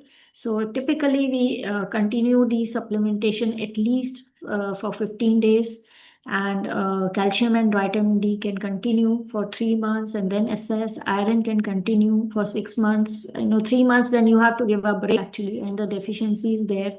Then you continue iron by giving a break. So this is a doses, and this is actually a typical protocol which is given to all SAM patients also, and typically that is given in the initial time when a gluten-free diet is introduced for the patient. So folic acid, zinc, copper, vitamin A, and iron. Iron started when the infection subsides because iron will not be tolerated. It will increase the infection and the free radicals. So regular checkup, schedule frequent follow-ups. So we do follow up when first the patient come to know that he is a celiac and the news is broken to him. So one counseling is done at that time, but that is a very overwhelming counseling. So we call them again after 15 days and ask them the experience of being at home where others are not celiacs, and how is the reaction of people, and will they be able to do gluten-free diet or not, and then again a re-counseling with the family members. And then if we feel confident, then that they'll be able to do a monthly counseling then, and after that 15 days, 1 month, and then 3 months counseling. 3 months follow-ups are there. And after a year, we can do 6 monthly follow-ups. Growth charts, definitely. Use growth charts to track child's growth each time. Ensure they're meeting the developmental milestones also. Iron testing, regular iron levels, I've already said that if the deficiency are there, then definitely supplement. Iron deficiency is rampant. Iron sources of iron are also advised, and iron supplements are also. So periodic monitoring of celiac disease markers, but not too frequent. Some parents are really paranoid and they want to do TTG after every 6 months, and all that is not required. If the child is okay, gaining weight, gaining height, one doesn't have to be so paranoid and so obsessed with getting him tested all the time. And that will demotivate the child. And bone density test, definitely we have to see that bone density is okay, and calcium and vitamin D is level should be okay. So bone health definitely has to be monitored. Vitamin and mineral test, okay, that also has to be to ensure comprehensive nutritional adequacy. Time to time, we have to repeat the test. Diet adjustments also need to be made. See, celiac disease patients only come for diet. So we have to focus on it. We just can't tell them everything is okay, he's growing well and all that, continue the same. Can't say that. You have to spend some time with them, because otherwise they'll be demotivated and they start cheating. People who do not come for follow-ups, they're obviously cheating. They are not coming. So for keeping their motivation high, it's very important to follow them up and talking to them. Because at times, parents have come up to me after reaching the doctor. So I say, show me your card. The doctor has written nothing. They said they are so discouraged. Doctor has written nothing. They said you only need a dietitian. So you go to the dietitian. So we have come from so far, and we had taken the appointment 3 months back, and doctor has written nothing. So I think, that teaches you every time. I'm not just blaming any doctor, but the same could be the scenario with the dietitian also. She would just, tell the patient saying that everything is fine, you continue the same. They don't get satisfied. They're coming from so far. So at least you need to spend some time with them. And I can tell you, invariably you find something which is missing in their diet, and invariably they are giving something wrong to the child unintentionally. They're not even intentional. So you figure out that thing.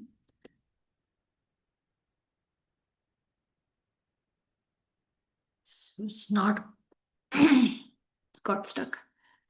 family and parents education from time to time, and we have support group. We have a large support group. I am also a member of that.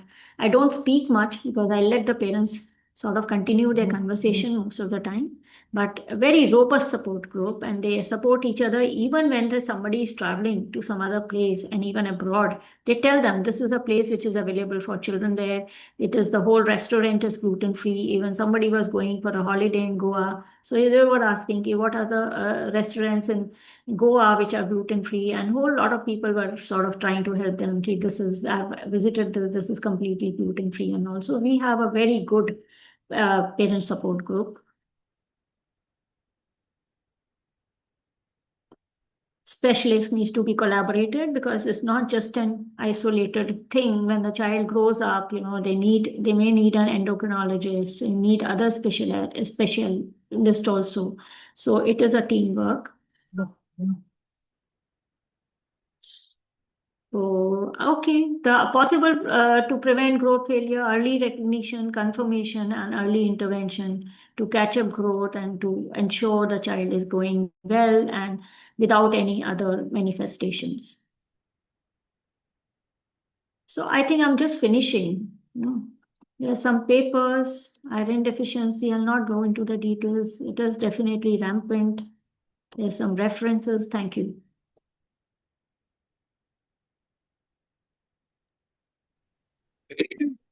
Thank you, ma'am. So I think today's session was too much knowledge heavy, I feel, or skills heavy.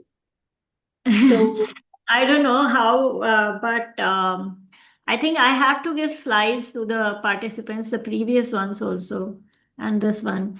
Unfortunately, I had to actually cancel the last talk because I had been so busy. I can't tell you. I think everybody is busy, but I was so overwhelmed. I said, no, I can't take the lecture today. It was too much for me. So that's I okay. think I will share I really don't mind sharing my slides. If you people are interested, I'll share with Jyoti, share with everyone. No problem. Sure, definitely. Once we'll receive both the PPTs, we'll definitely share. Okay, so now I think quickly we have already had an interaction, but still I feel like if there is any questions you have in your mind, you need any clarifications, we can have a question answers.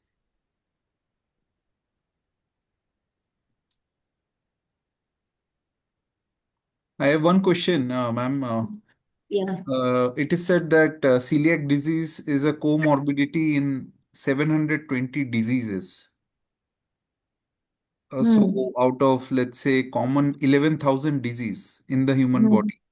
So if 700 comorbid conditions are there, so if you can manage the celiac disease, then you can very well manage the other comorbidities of 700 disease.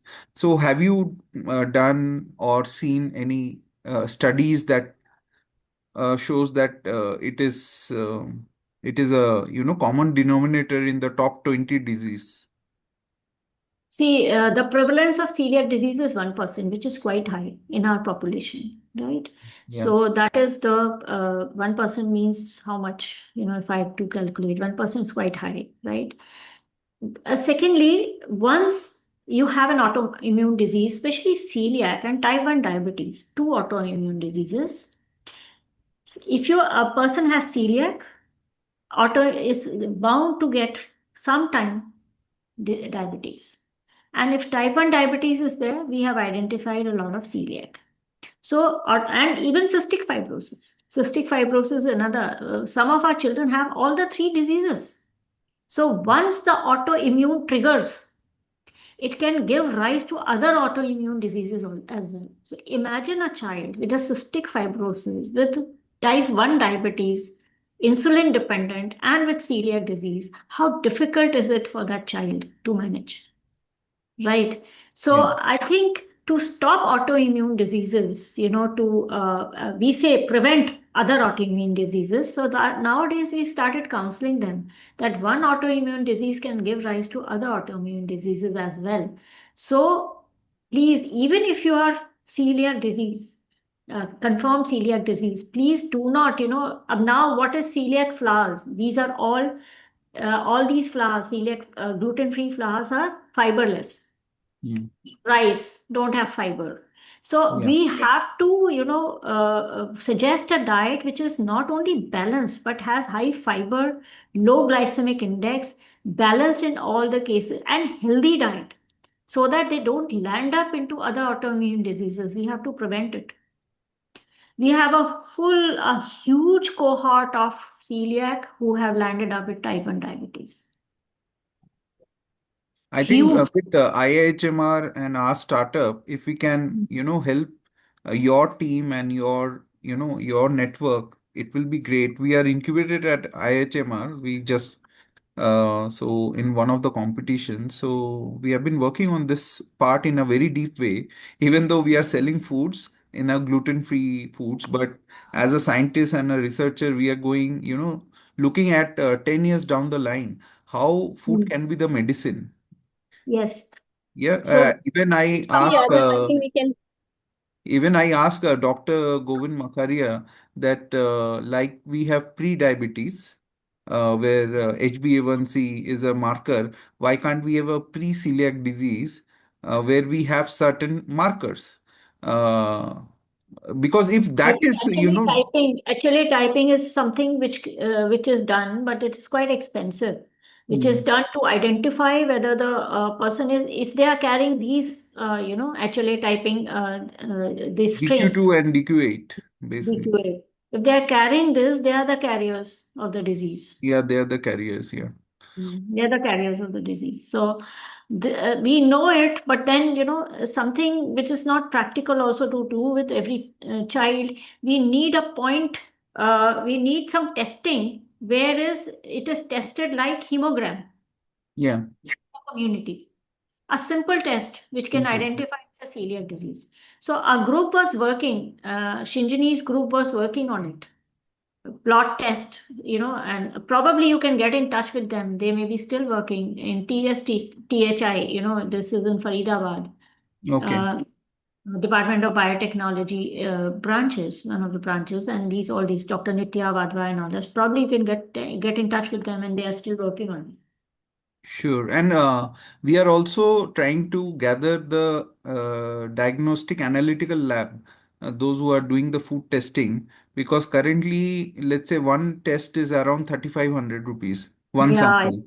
And yeah, we are trying to bring it down to 500 rupees by collecting around 75 samples together from different companies. We are giving it to the one lab so that they can do the testing in a 96 well plate ELISA hmm testing.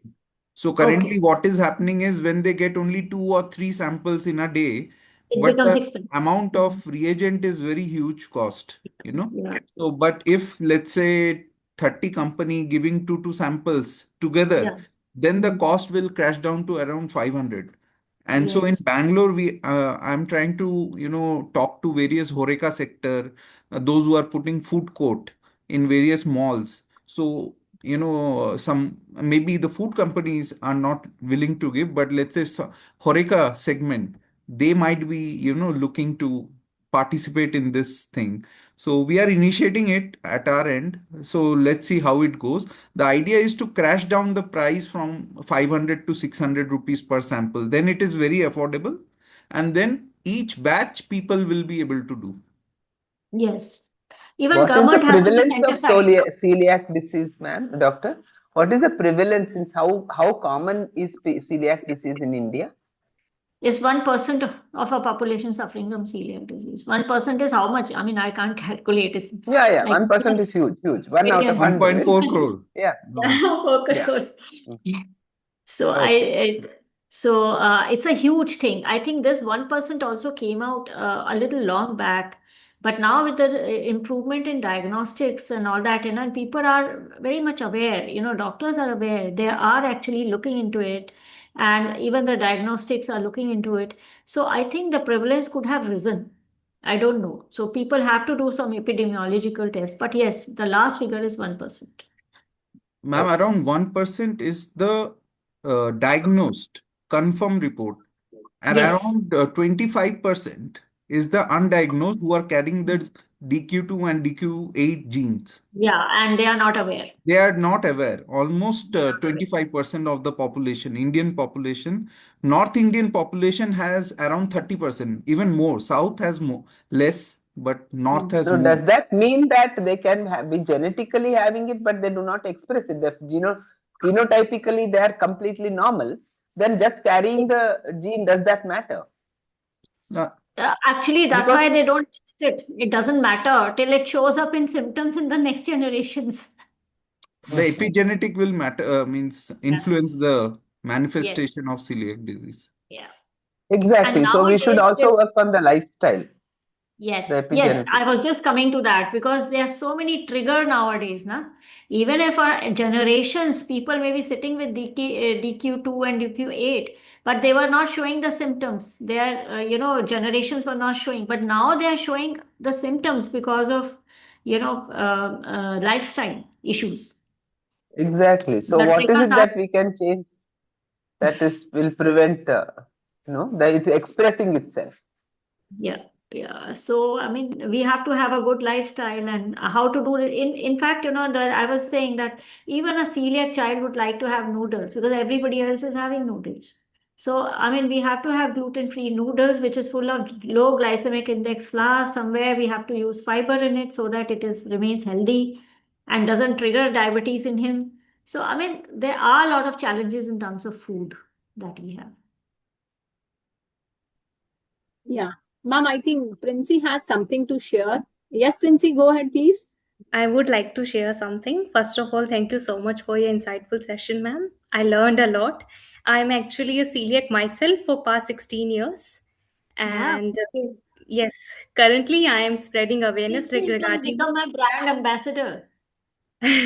Ma'am, we met on that session as well that happened in, I think, Neo Clinic in Jaipur itself. Acha, you came there, I of was course. there as well. Yes, ma'am. Uh-huh. Uh, yes, ma'am. That's why I wanted to say that first of all, thank you for this session. But I had some doubts. The thing that you mentioned just a few minutes ago, that one autoimmune disorder can actually lead to the another one. It it took me around 10 to 12 years to actually realize this thing. So I realized it when I was diagnosed with second autoimmune disorder 2 years back. That was ulcerative colitis. So I had this doubt since I was diagnosed with celiac at the age of 8. So my doubt is, can there be other cause of it other than genetic predisposition? Like, There what could could be the reason?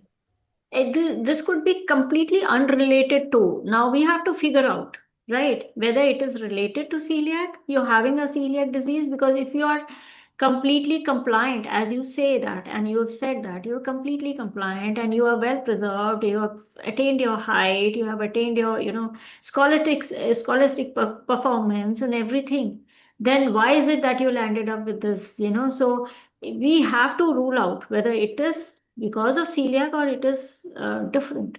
Yeah, somebody has to really, I'm not a physician, so somebody has to really work hard on it to have the sensitive test, whether it relates to your celiac or not.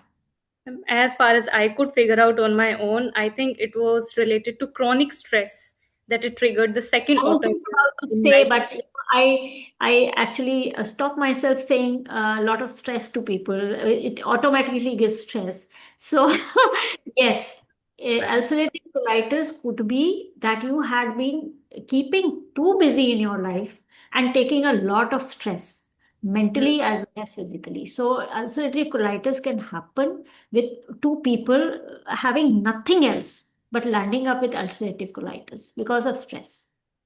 And then what could be the reason of celiac at a young age? Like, as you said it before, that young children, even at the age of 3 or 4 years old, they are getting diagnosed with celiac. So, what could be the reason apart from genetics?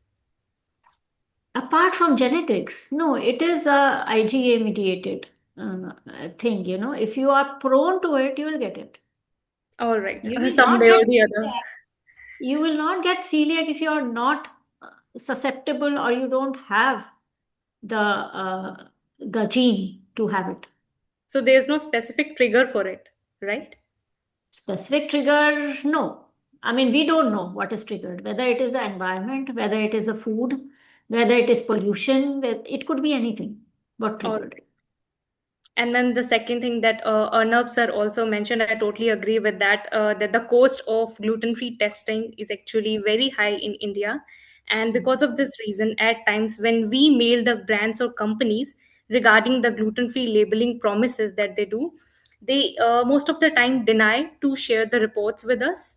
And when we ask to get them tested at Equinox labs or other things, then they just ask us to do it on our own. So Yes. I would like to be a part of the I think initiative. all of us should combine with you, Princey, and with motivated people should write to FSSAI. We have already written to FSSAI that each lot, something which is fatal disease, which could be fatal because of ingestion, unintentional of ingestion of gluten, because it is present in something which is claiming gluten free. Yes, ma'am. It is just like it is not. It can be pardoned. It is like a murder. Ma'am, Yes, ma'am. That uh, is. I'll just add a point to here. In the labeling, you may have seen PKU, phenylketonuria, True. phenyl and alanine might be there in your thing. So what is happening is slightly controversial. I am from the industry, 20 years in the industry I work now. Uh, if gluten becomes so sensitive, then our Indian farmer, which is wheat farmer, and the wheat companies will be having a tough time with the customers. So that's why these things FSSI will never agree to do. What we are trying to do. Just to tell you, Princey, my wife has been diagnosed with ulcerative colitis last year. She is our CEO also in our company, and I totally agree with Dr. Anuja. It is one of the thing is the stress, chronic clinical stress, which happens because of the circumstances around you. She was on a totally gluten-free diet, everything, but if the stress around you is very high, and if you are not able to release the stress in a proper way, बहुत बार होता है ना कि people are not ready to Forcing share emotion. their mental stress.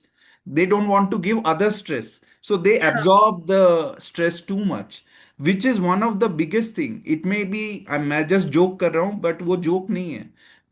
And then slowly it was such a situation that she was not able to even eat fiber or our brand Spotify brand of food.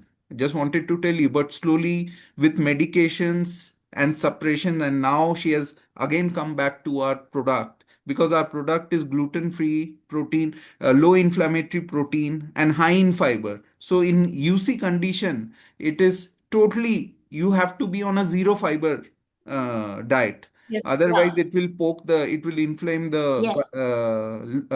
large intestine.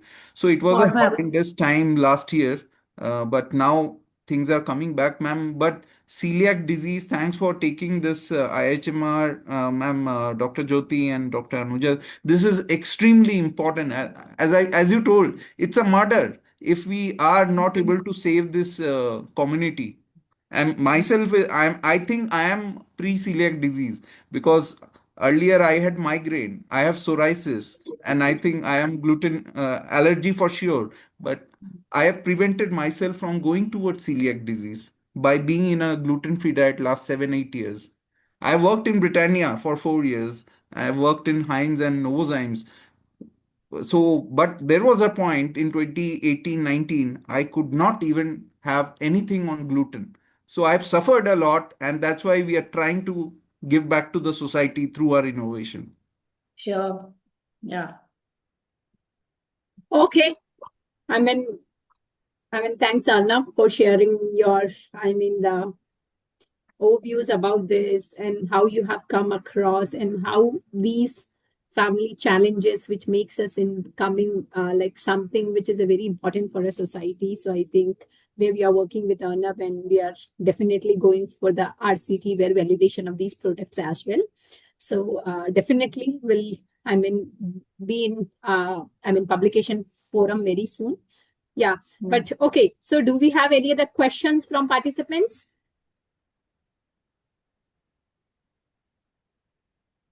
Okay. So how do you Yeah. have the session? You can have a answer on that. Yes, ma'am. How did you find the session? So you can have an answer on that. If people are Yeah, ma'am. So, I mean, you can see that people Yeah. are saying a lot of, I mean, comments where they are saying, thank you, ma'am, for the informative session, I insightful. think more than the They are lecture, even, interaction is important. ma'am, what I feel like there is a great need because, yes, we know our dietitian fraternity, they know about all these concepts also. Whereas those who are in the pediatrics, those who are pediatricians, they're working in the area, they know about this. But time on time, first of all, we need to build up ourselves with the advanced knowledge which is up to the mark with respect to the evidence based in the clinical management. That is the one thing. Another thing is we have to keep on ourselves updated about this. So because sometimes we also forget all these things, so we have to, even those dietitians, I feel like they should go through all these sessions time on time, keep yourself updated how others are working in their clinical management, so how you can also improvise your uh, patient's dietary management basically. So that is a very important thing, and I feel this topic came out really great. So I'm very thankful to ma'am. I'm always like blessed to have a connect with you. Thank So you. accepted Somebody my is in the chat box is written, can we provide Prohans Junior for malnourished child for tube feeding? May I tell you all all the formulas, commercial formulas, like Prohans is one, they are all gluten free. These commercial formulas, which are supplements, used as supplements. So they are gluten free and as well as lactose free. These are protein formulas. Okay.